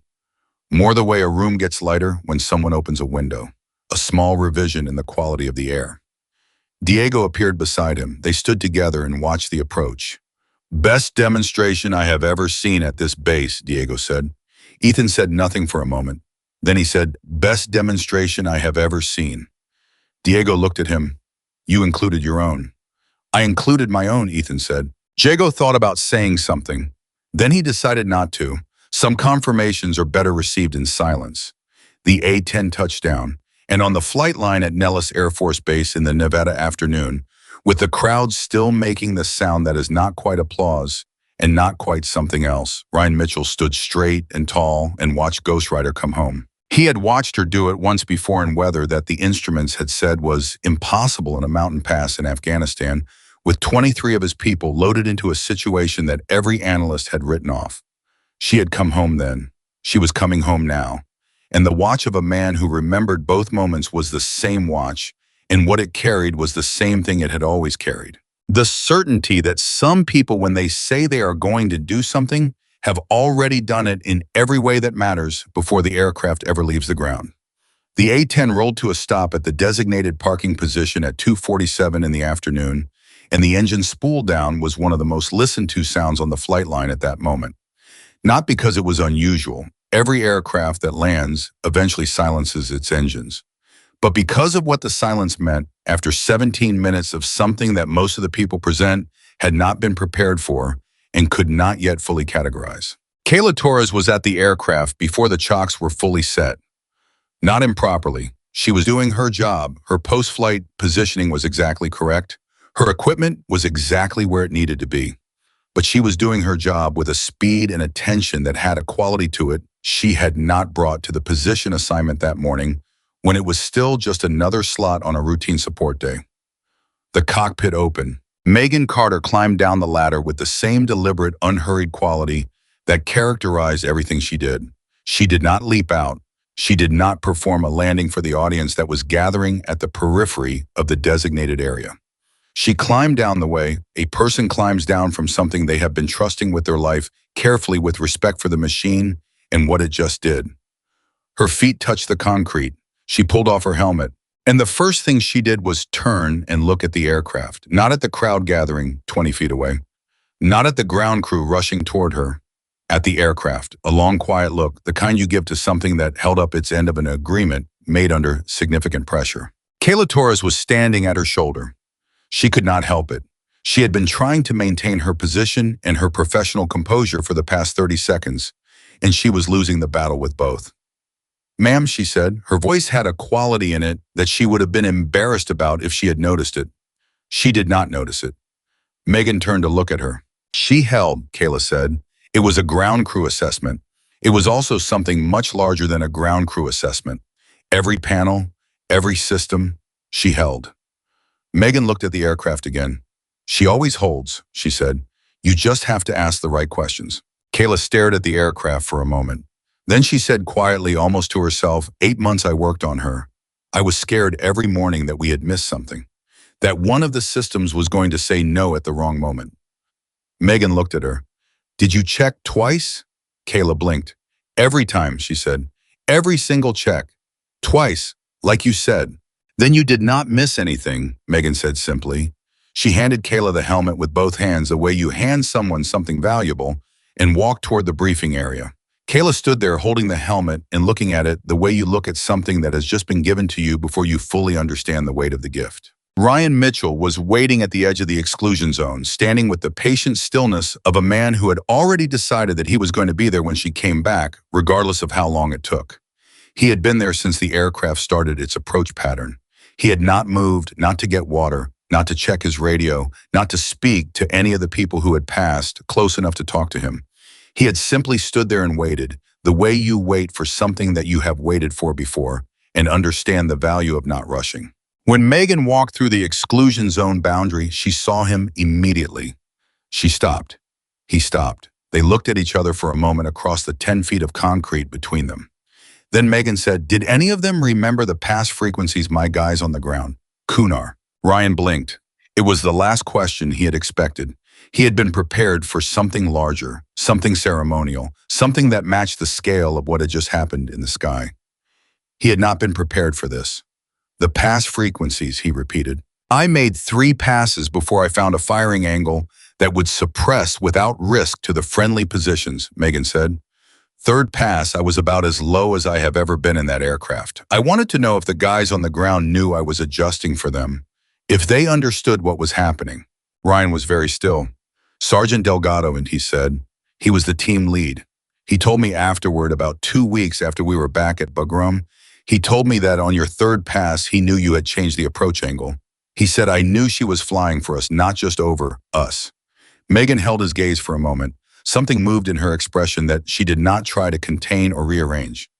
"Good," she said. "That is what I needed to know he understood." Ryan cleared his throat. He was 63 words away from losing his professional composure completely, and he knew it, and he was working against it with everything he had. "Ma'am," he started. "Megan," she said. He stopped, started again. "Megan." He said her name with a care that someone might extend to a word in another language they were speaking for the first time. "Those men, the ones you brought home, 2 of them are still in the service. Delgado made Chief Warrant Officer 2 years ago. Hernandez is a flight instructor at Fort Rucker." He paused. "They talk about you, not in big speeches, just when something gets hard. When a student is struggling or when conditions are bad, someone will say ghostwriter, just the name. And it means something specific. It means there is a way through this that the instruments have not found yet." Megan was quiet for a long moment. She looked past him at the sky, that same enormous, uncomplicated Nevada sky she had been watching all morning. Then she looked back at him. "How are you doing, Sergeant Mitchell?" she said. "Not the job, you." Ryan blinked again, twice. He started, then he stopped. Then he tried again, and his voice had lost the careful professional quality it had been maintaining. "Some days are better than others," he said honestly. "The work helps. Being around the aircraft helps." He paused. "Days like today help." Megan nodded. She reached out and put her hand briefly on his arm. Just once. Just a moment of contact that communicated something specific and sufficient. Then she pulled her hand back and said, "Go get some water. Nevada in July is not a theoretical problem." Ryan made a sound that was halfway between a laugh and a breath. "Yes, ma'am," he said, and then he corrected himself, "Megan." She was already moving toward the briefing area. He watched her go. Then he went to get water. By 3 o'clock in the afternoon, the space around the pilot briefing area had acquired a quality that Colonel James Hartwell, who had been running military events for 2 decades, did not see often and did not take lightly. There were people gravitating toward that space who had no operational reason to be there. Junior pilots who had finished their event support duties, maintenance personnel whose shift responsibilities were technically concluded, ground crew members who were in the between tasks window that follows the completion of a major event phase. They were not forming a crowd exactly. They were doing the human thing of finding reasons to be in a particular geography without admitting even to themselves that the reason was the same reason everyone else had found. They wanted to be near her. Not in an intrusive way, not in the way of fans seeking autographs or admirers seeking acknowledgement. In the way of people who have just witnessed something significant and who carry in themselves the instinctive understanding that the person responsible for that significance has something additional to offer if the conditions for it are right. Hartwell watched this gravitational pull develop from his position near the operations tent and made a decision. He walked over to the briefing area and found Megan at a folding table with a bottle of water and her helmet bag, making notes in a small book with a pen. She still had her flight suit on. She had not yet done the post-flight debrief with her own maintenance contact. "Captain Carter," he said. "Colonel," she said, not looking up from her notes. "I have a request," he said. She finished the notation she was making and looked up. "What kind?" "The pilots who were on the flight line during your demonstration," he said. "Cole Reyes, Park Webb, and about a dozen others. They are not asking directly because most of them do not feel they have standing to ask." He paused. "But they want to talk to you." Megan looked at him steadily. "They want to understand what they saw," Hartwell said. "Not the maneuvers, not the technical elements. The other thing, the thing underneath it." Megan was quiet for a moment. She looked at her notes. Then she looked at the pen in her hand. Then she looked at Hartwell. "How much time do we have before the afternoon crowd activities require the space?" 45 minutes, he said. She thought about it. She was not performing deliberation. She was actually deliberating, weighing something specific with the care that things requiring real consideration deserve. Then she said, "Small group, not a lecture, not a Q&A with a podium, sit down, equal level."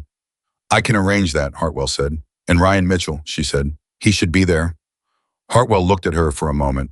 Then he said, "I will find him." He walked away with the brisk efficiency of someone who knows exactly what he needs to do and is already doing it in his head. Megan went back to her notes. It took 12 minutes to organize.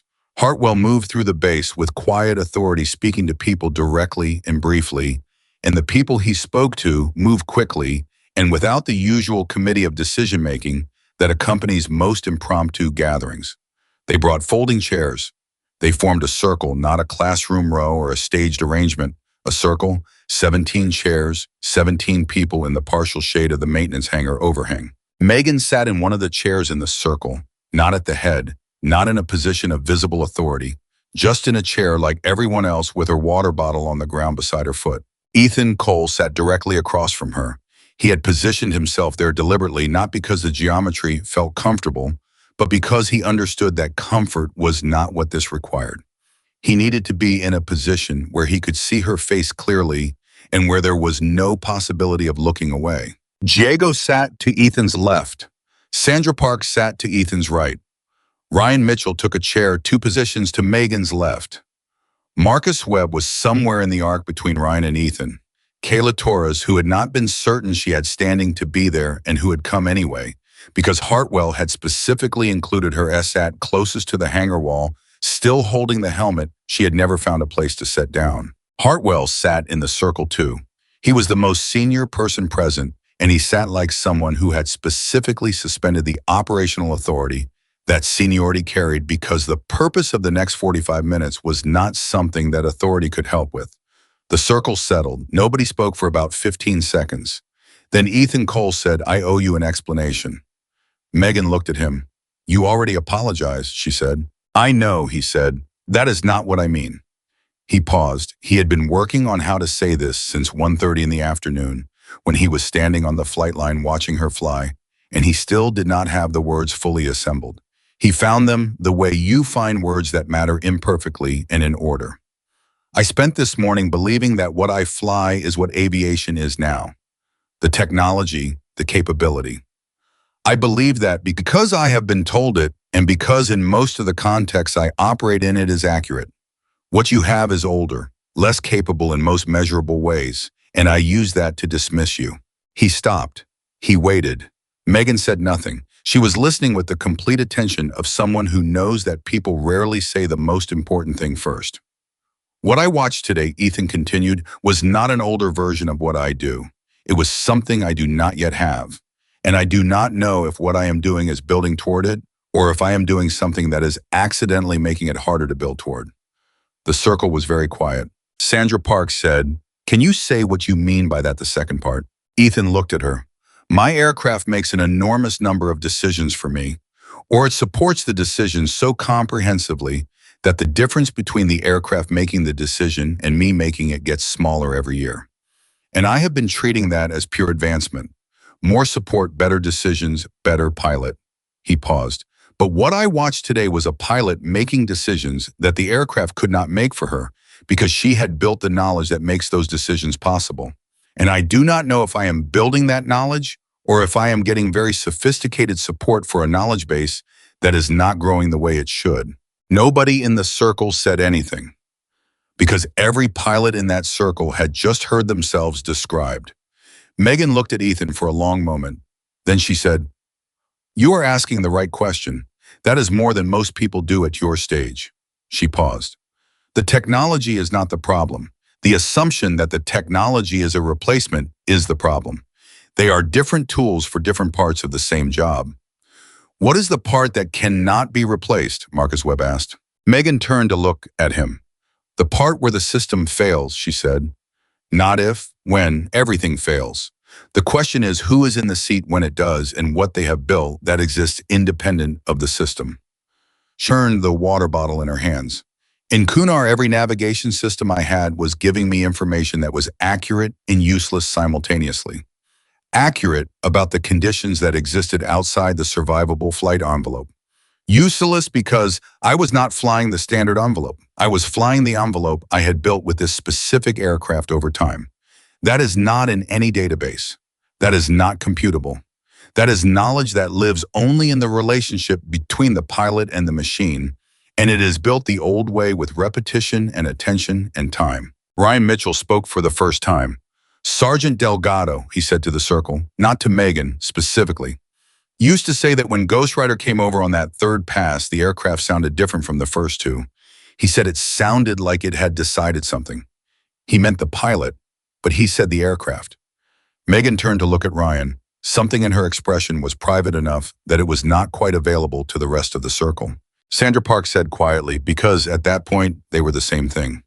"Yes," Ryan said. The twist that arrived then, at the 38-minute mark of the expo's afternoon, came not from the sky, but from a phone.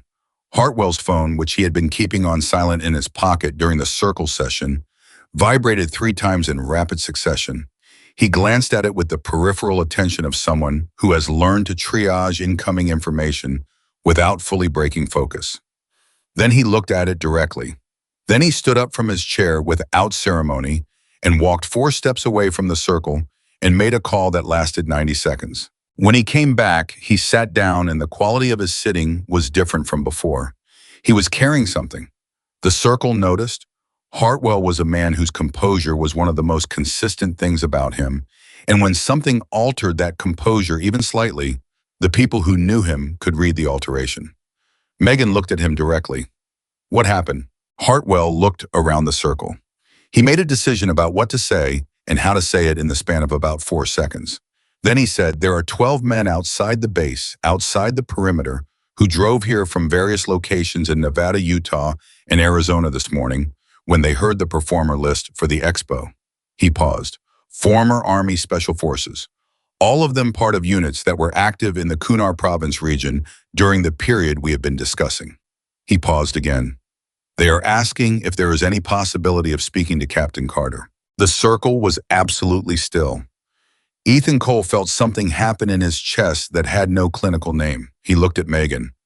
Megan was looking at Hartwell with an expression that was working very hard to remain neutral and was not entirely succeeding. How did they know I was here? She said. Her voice was level, but something underneath it was not. The call sign was posted in the public-facing program, Hartwell said. Someone saw it and made a call, and then that person made another call, and by this morning there were 12 of them in vehicles driving to Nevada. Kayla Torres had both hands pressed flat on her knees and was staring at the ground between her feet. Diego Reyes was looking at Ryan Mitchell. Ryan Mitchell was looking at Megan. Marcus Webb had his hands pressed together in front of his mouth.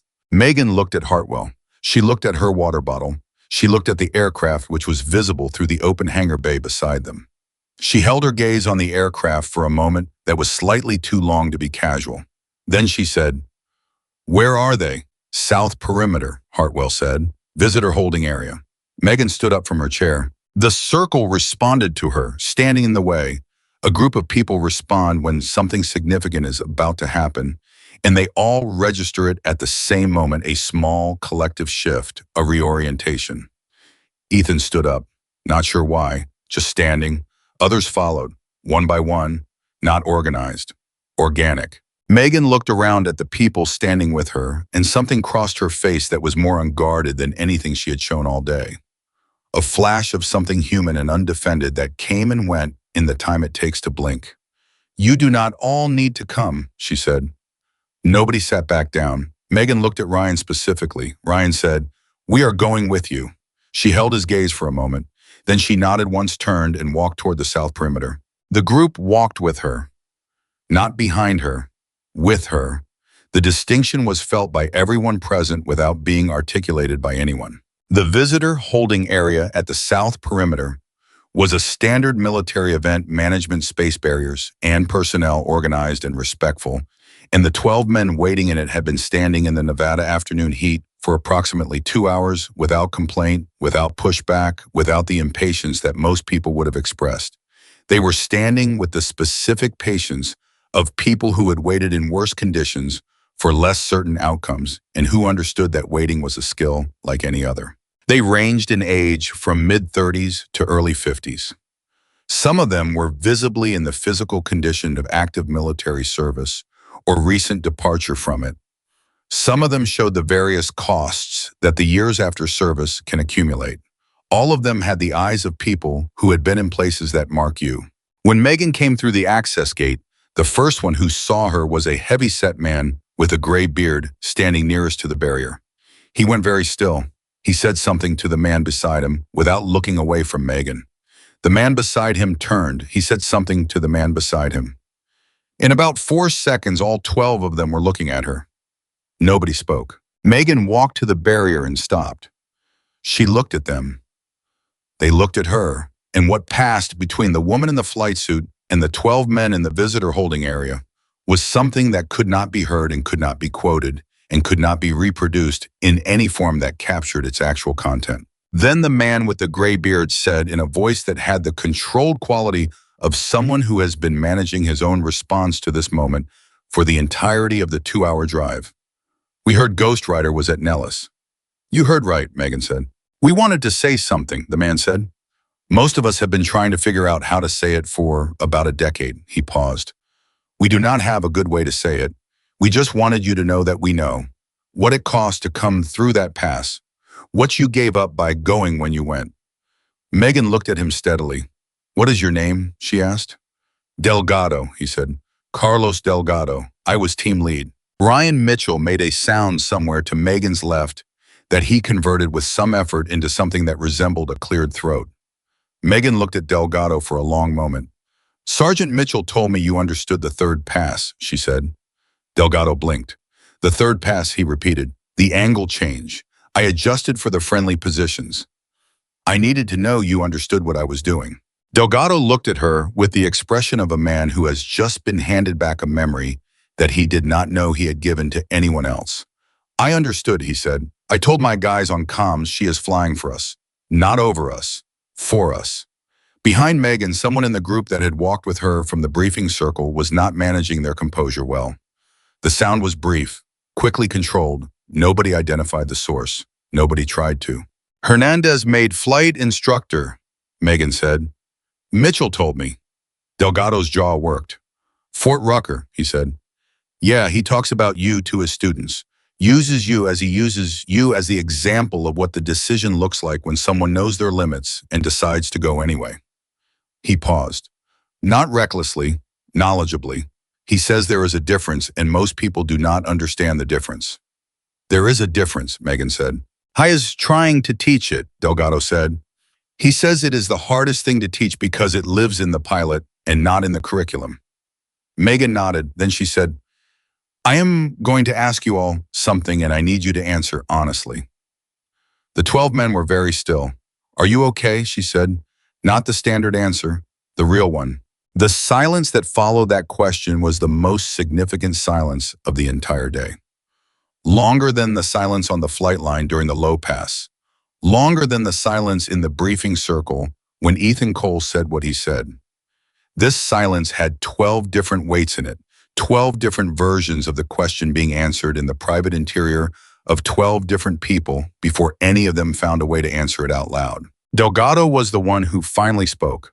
Some days, he said, some days are better than others, Ryan Mitchell said softly from behind Megan's shoulder. Yeah, same. Delgado looked past Megan at Ryan and something went through both of them, a recognition, a shared ledger, and they held that moment for what it needed. Megan said, good days build on each other. You have to be there for the good ones. Nobody had a response to that, but every person in that space on both sides of the barrier was holding on to it in the specific way you hold on to something that is going to matter for a long time. Ethan Cole was standing at the back of the group that had come from the briefing circle. He had said nothing since they left the hangar area.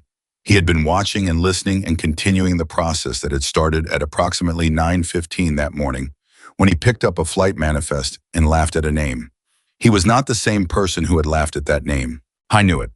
He could feel the difference with the specific awareness that you have of real change, which is always quieter and more structural than the changes you perform for an audience.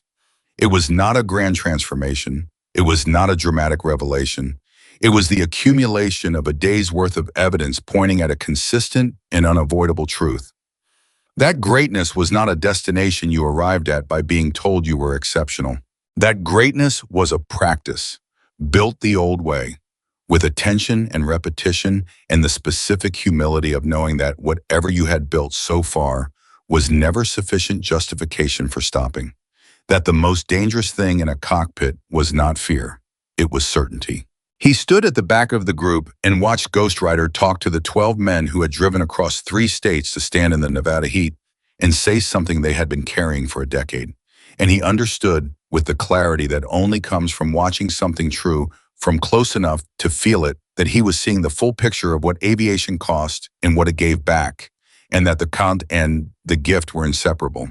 You could not have one without the other. You could not take the sky without being willing to give something real in exchange. And the woman standing at the barrier in her flight suit, with her graying hair and her faded patches, and her 12 years away from active service, and her still precise knowledge of every panel and actuator on an aircraft she had rebuilt with her own hands, had paid that cost and received that gift in full.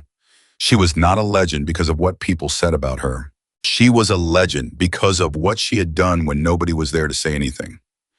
And the saying had simply followed the truth the way it always does, slow and certain and inevitable. The afternoon moved. The crowd on the base continued its event activities. The announcer's voice carried across the grounds. Somewhere on the flight line, aircraft engines made their various preparations for the closing demonstrations of the day. At the South Perimeter Barrier, Ghost Rider talked to 12 men for 37 minutes. She asked their names. She remembered each one. She asked specific questions about their lives, their families, their work, their hard days, and their better days. And she listened to the answers with the same complete attention she brought to everything she did. She did not perform comfort. She offered presence. And it turned out that for 12 men who had spent 10 years carrying a story about a pilot who appeared through impossible weather presence was exactly what was needed. Ryan Mitchell stood the whole time. He never moved from his position 3 feet behind Megan's left shoulder. He stood there the way certain people stand near certain other people, not as protection, not as ceremony, but as witness, as the representation of a shared chapter in a shared story that still had pages to go. When it was done, when the 37 minutes had ended, and Megan had said what she needed to say to each of them and received what they needed to give her, She stepped back from the barrier, turned and looked at the group that had walked with her from the briefing area. She looked at all of them, one at a time. The look was brief and direct, the way her communications always were. Each person in that look received something specific, though none of them could have said afterward precisely what it was. Then Megan Carter picked up her helmet bag from where it had been sitting against the barrier post and said, "I need to complete my post-flight debrief."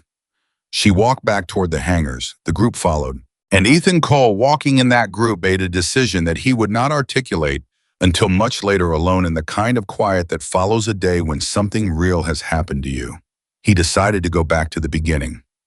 Not of his career, not of his training, of his relationship with the aircraft he flew.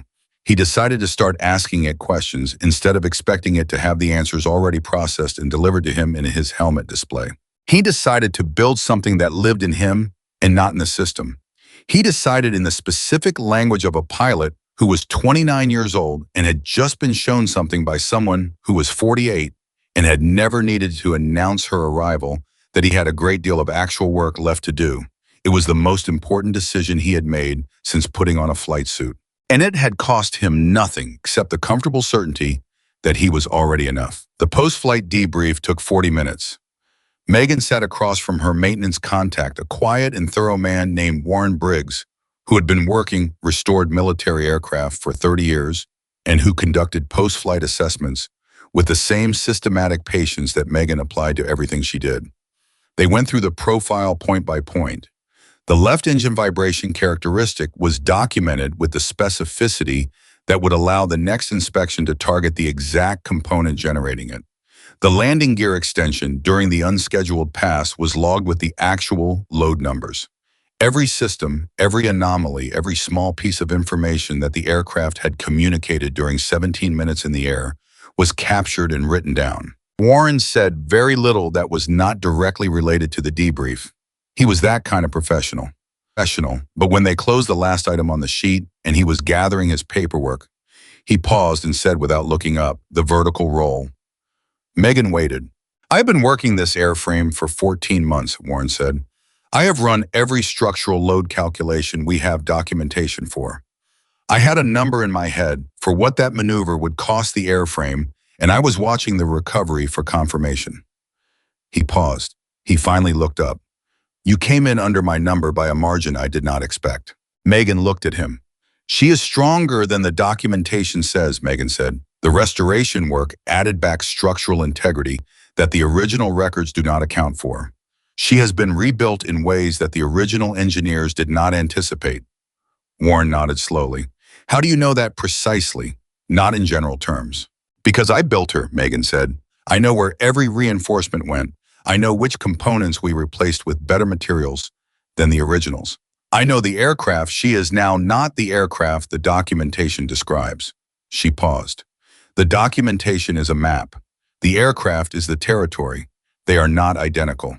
Warren held her gaze for a moment. Then he made a final note on his sheet, capped his pen, and said, "I have been doing this job for 30 years, and that is the most useful thing anyone has said to me about the gap between records and reality." He gathered his paperwork and left. Megan sat alone at the debrief table for a moment, looking at nothing in particular. She was tired in the specific way that physical and emotional output together produce a tiredness that is not unpleasant, that carries in it the particular weight of a day in which something real was accomplished. She reached into her flight bag and took out the small book she had been writing in earlier. She opened it to the most recent page and read what she had written during the brief window before Hartwell came to find her. It was a list of names: Delgado, Hernandez, the other 10 men from Kunar whose names she had asked for and received at the South Perimeter Barrier. She read the list once. Then she closed the book and put it back in the bag. She always wrote the names down. That was her practice, had been her practice since the earliest years of her career whenever a mission involved people depending on her from the ground.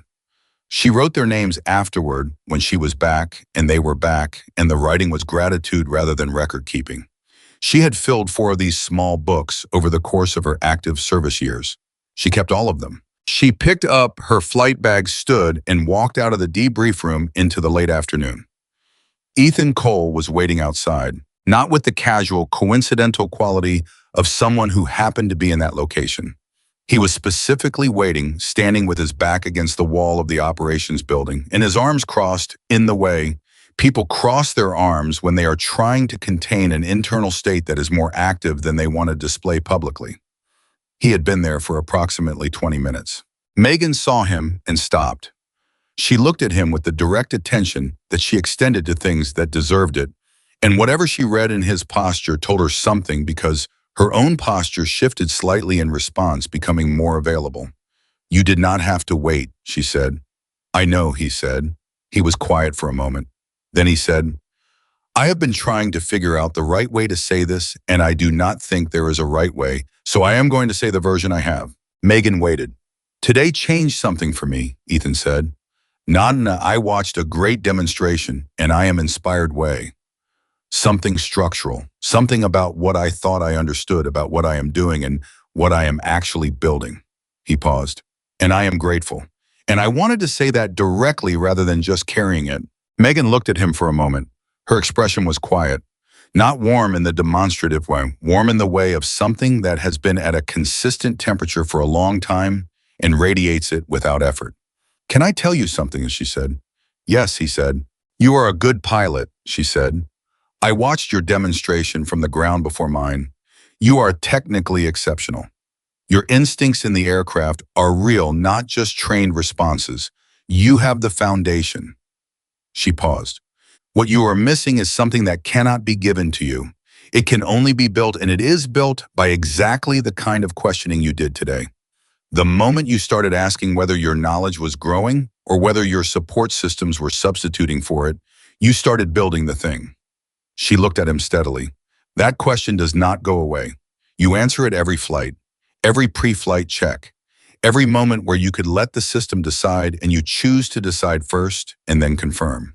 Ethan was very still. "How long does it take?" he said. Megan made a sound that was almost a laugh. "Longer than you want," she said. "Less time than you fear. And the building itself is the point, not the completion. There is no completion." Ethan nodded. He looked at the ground for a moment, then back at her. "I told Diego today that what I needed to do was go back to the beginning of my relationship with my aircraft. Start asking questions instead of expecting processed answers." "Good," Megan said. "He told me that was the most honest thing I had said in 3 years," Ethan said. "Your friend Diego pays attention," Megan said. "He does," Ethan agreed. She started to move past him, and he said one more thing. She stopped. He reached into the pocket of his flight suit and pulled out a challenge coin. Military personnel understood the language of challenge coins, the weight they carried, the history they encoded. This one was his unit coin, the demonstration team coin that had been given to him when he was assigned to the F-35 demo program, the coin that represented the pinnacle of what he had achieved in his career to this point. He held it out to her. She looked at it. She looked at him. "I cannot take your unit coin," she said. "That belongs to your team. I want you to have it," he said. "Not as a trade, not as a here is something equivalent to what you did. There is no equivalent. I want you to have it as a I was here. I saw this. I am different because of it." He held it steady. "I want a record somewhere of the day that changed what I understand about what I am doing." Megan looked at the coin for a long moment. Then she reached out and took it. She turned it over once in her hand, looking at both faces. Then she put it in her flight bag pocket. "Thank you, Captain Cole," she said. "Ethan," he said. She looked at him one more time. "Ethan," she said. And the way she said it had the quality of someone completing a transaction, not in the cold sense, but in the honest sense. The business of the day was done. What it had made was made. She walked away. He watched her go. Then he went to find Diego. At 4:50 in the afternoon, Ryan Mitchell was doing something that he did not often do during working hours at the base. He was sitting on a bench outside the maintenance building, doing nothing, not reviewing paperwork, not checking equipment, not running through a mental task list, sitting, looking at the sky where the late afternoon light was doing what Nevada light does at that hour, turning everything golden and slightly unreal in a way that makes the familiar look newly made. Sandra Park found him there. She had been looking for him specifically, which was not a thing she would have predicted herself doing at the start of this day. She sat down beside him without asking and looked at the sky too. After a moment, Ryan said, "First time I saw an A-10 was 1999, Bagram Air Base. I was 20 years old and I thought it was the ugliest thing I had ever seen in my life. Sandra looked at him. 23 years later, he said, I still think it is the most honest aircraft ever built. It does not pretend to be anything other than what it is. It was built to absorb punishment and protect the people below it and come home. That is the whole design philosophy. No part of it is decorative. Sandra was quiet for a moment. Is that what you think about her? She said. Megan. Ryan did not rush his answer. I think, he said slowly, that she and that aircraft found each other because they are made of the same thing. Both of them were built for difficult conditions. Both of them do not perform for audiences. Both of them are stronger than the documentation suggests. He paused. And both of them leave you better than they found you if you pay attention. Sandra considered that. What happens to her now? She said. She goes back to whatever her life is. She goes back to the quiet things she does. And we stay here and try to figure out what to do with today. Yes, Ryan said. Does it feel like enough? Sandra said. For her, what she got today, is it enough for what she gave? Ryan was quiet for a long time. The kind of quiet that means the question deserves more than a quick answer, and the person is giving it what it deserves. I do not think she measures it that way, he said finally. I do not think she went into Kunar calculating what she would get back. And I do not think she came here today expecting anything specific. I think she does the thing because the thing needs doing, and she is the person capable of doing it. And what comes back to her, she receives honestly, without performing gratitude or rejecting it. He looked at the sky. That is the part I am still learning, he said. How to receive things honestly without either dismissing them or making them bigger than they are. Sandra turned to look at him fully. He was a 50-year-old maintenance sergeant with decades of difficult knowledge in his eyes, and a quiet that was the kind produced by genuine experience rather than performed composure. She saw him clearly in that moment, perhaps more clearly than she had seen anyone all day, which was saying something given the day. You should tell her that, Sandra said. What you just told me. Ryan looked at her. I think she already knows it, he said. Knowing and hearing are different things, Sandra said. Ryan held her gaze for a moment.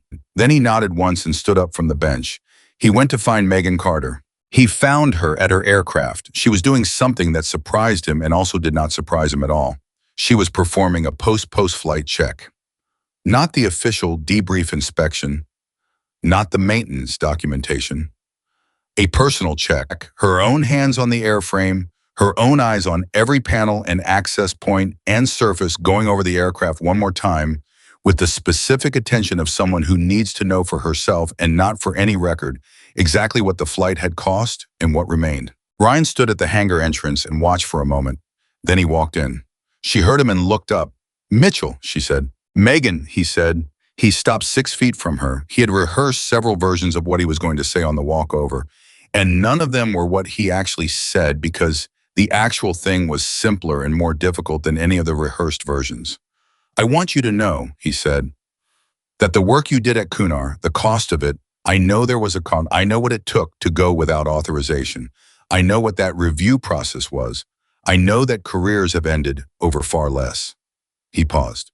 I want you to know that the people you brought home, they have not forgotten that cost.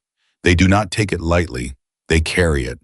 The fact that you are here today, doing what you did today, teaching what you taught today, it tells me that you built something forward from that day, instead of letting it be only a thing that happened. He stopped. He had reached the limit of what he could say without the composure going. That matters, he said. To people like me, who were there, it matters more than we usually say out loud. Megan had stopped her inspection at some point during what he was saying. She was standing with one hand resting on the aircraft's fuselage and looking at him with an expression that was fully open in the way that she rarely allowed her expressions to be fully open. It was the expression of someone who has been carrying something alone for a long time and has just felt briefly that the carrying is shared. I had 18 months of administrative difficulty after Kunar, she said. Not a formal disciplinary outcome, but a persistent official coolness that communicated what the formal record did not say. I was effective but inconvenient. I was eventually moved to a position that was technically a promotion in grade, actually a reduction in relevance. She paused. I left active duty 2 years after that. Not because they pushed me out, because the version of the job that was being offered to me was not the version I had signed up for. She paused again. I do not regret Kunar. I never regretted Kunar for one single day, but the years after it were harder than the mission itself. Ryan was very still. I did not know the full extent, he said. Most people did not, she said. That is how those things work. The official record is clean. The lived experience is different. She moved her hand along the fuselage, a small, unconscious gesture. The aircraft was easier to come back to than the institution, she said. The aircraft does not have a political position. It does not adjust its behavior based on whether you are convenient. It is exactly what it is every time you sit in it. She looked at Ryan. That is why I built this one. I needed something that I owned completely, that owed its existence to exactly the knowledge I had spent my career building, that could not be reassigned or reduced in relevance. The twist that arrived in that moment arrived quietly the way all the most significant things in this day had arrived without announcement. Ryan looked at the aircraft with a new understanding of what he was looking at. Not just a restored airframe, not just a demonstration aircraft, a statement, a declaration made in aluminum and hydraulic lines in 14 months of weekend labor in specifically sourced parts. A woman's answer to an institution that had tried to tell her what her value was written in a language the institution could not control or redefine. She is your answer, Ryan said. Megan looked at the aircraft. She is my answer, she said. Ryan nodded slowly. He looked at the aircraft too. Both of them standing there looking at this machine that was he now understood both what it appeared to be and something considerably more. Then he said, for what it is worth, and I understand it may not fully compensate for what the years cost the people who were there, know what you did. They know the real version, and they have been telling it, not to officials, to each other. The way important things get told when the official version is inadequate. Megan looked at him. Delgado told me Hernandez uses me in his curriculum, she said. Delgado uses you too, Ryan said. He runs his own security consulting work now. Former Special Forces, high-risk environment training. I have been told that when he talks to his teams about decision-making in conditions that exceed established parameters, he uses you as the example. Not abstractly, specifically. He tells the Kunar story, the real version, every time. Megan was quiet. You have been teaching, Ryan said, since the day you flew that mission.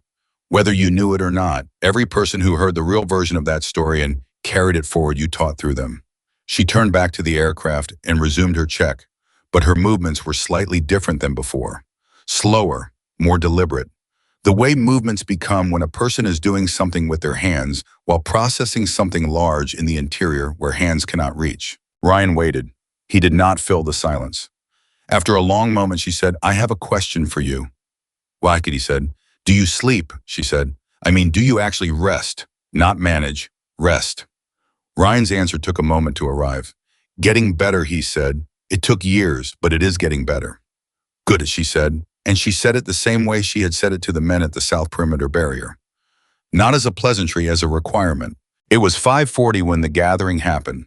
Nobody planned it. Nobody sent a message or organized a time or designated a location. It simply materialized the way this entire day's significant moments had materialized through the accumulated movement of people following what they recognized as important without needing to be told why.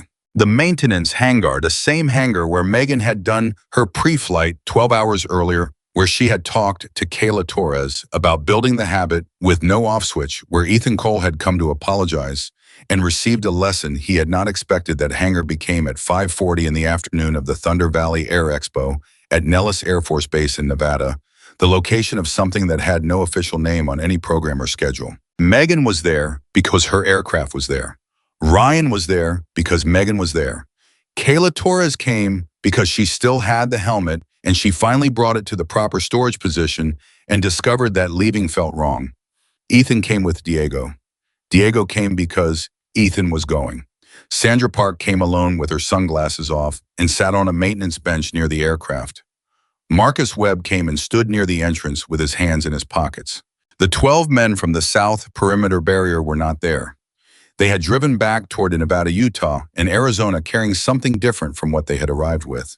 But their presence was in the hangar anyway, in the way that people who have passed through a space leave something of themselves in it. Colonel Hartwell came last. He stood inside the entrance slightly apart from the others in the posture of a man who is a witness and knows it and respects the role enough not to try to be anything else. Megan was standing beside her aircraft doing the last of her personal post-flight documentation when she became aware of the people in the space. She looked up and looked around at all of them. They were not crowding her.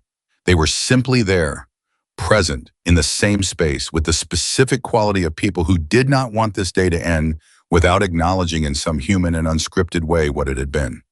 She looked at all of them for a moment. Then she said in a voice that was neither loud nor soft, but had the quality of something that reaches exactly as far as it needs to reach. This is a good group of people. It was the simplest thing she had said all day. It was also the truest. Several things happened in the hangar in the next few seconds.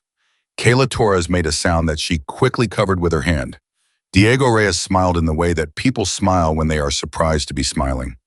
Sandra Park looked at the floor and then back up at nothing in particular.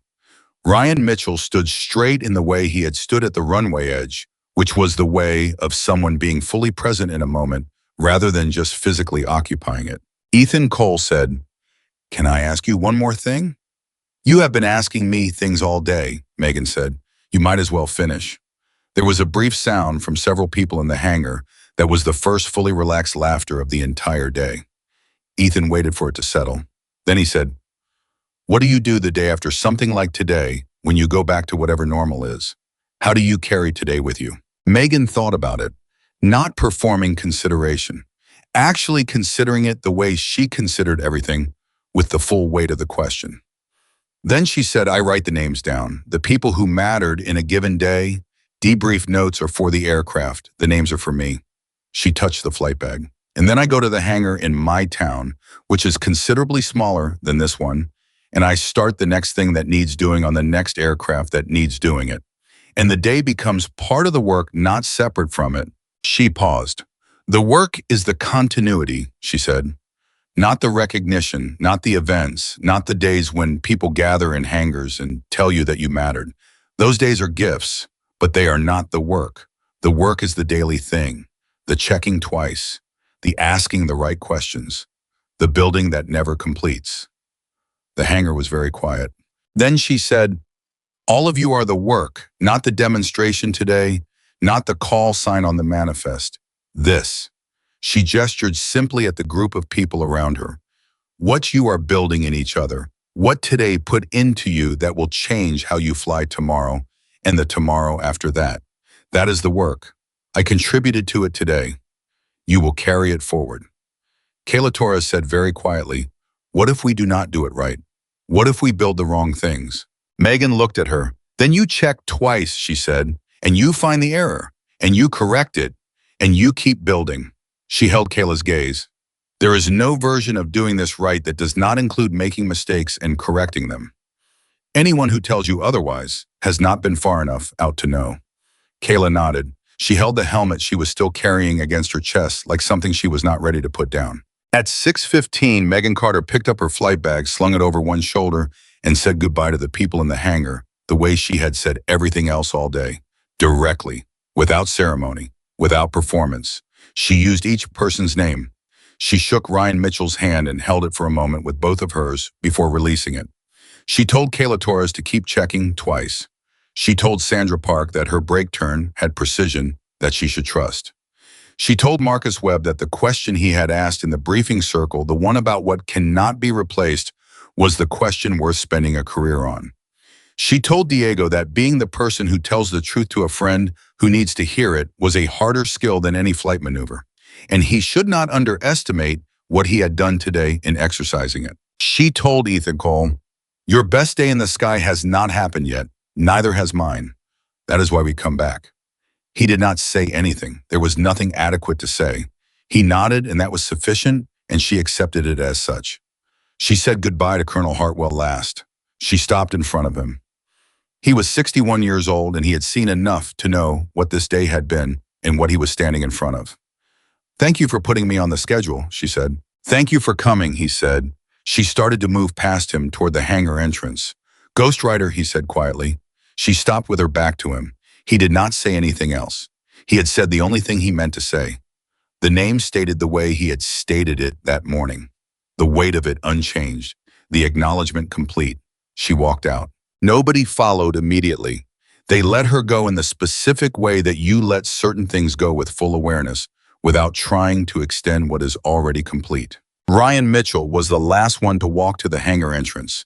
He stood there and watched Megan Carter cross the flight line toward the parking area in the late Nevada light, with her flight bag over her shoulder and her ordinary clothes and her unhurried walk, and she looked like a person who had simply done what needed doing and was now going home, which was exactly what she was. He watched until she reached her car, a regular car, not new, not expensive, the kind of car that belongs to a person who spends their resources on aircraft parts and hydraulic specialists rather than on impressions. She put her flight bag in the back. She got in. She drove away. Ryan Mitchell stood in the hangar entrance for another moment after the car had disappeared. Then he turned back to the people behind him. All of them still in the hangar, all of them carrying different and specific versions of this day that would become over time the stories they told to the people who came after them. He looked at them, this group of pilots and crew chiefs and maintenance specialists and career officers who had started the day as colleagues and who had ended it as something that did not have a clean institutional category.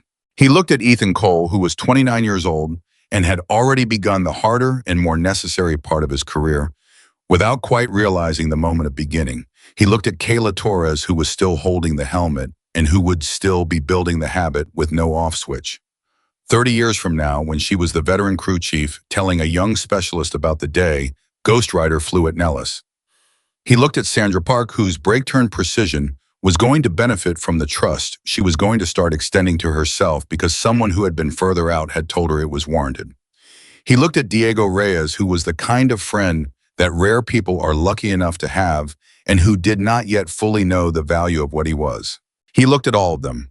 Then he said to the hangar, to the aircraft, to the late Nevada afternoon, to nobody and everybody at the same time, back to work. And the hangar moved. People picked up their equipment. Conversations resumed. The ordinary machinery of a base returning to its daily operational rhythm reasserted itself with the gentle, persistent insistence of things that do not pause for long. But everything that moved was slightly different than it had been before. Because the greatest pilots are not made in the moments that people remember. They are made in all the quiet moments between. In the pre-flight checks done twice when no one is watching. In the questions asked of an aircraft that has been trusted with your life and deserves honest conversation in return. In the decision to keep building what cannot be measured by any instrument, but that holds when every instrument fails.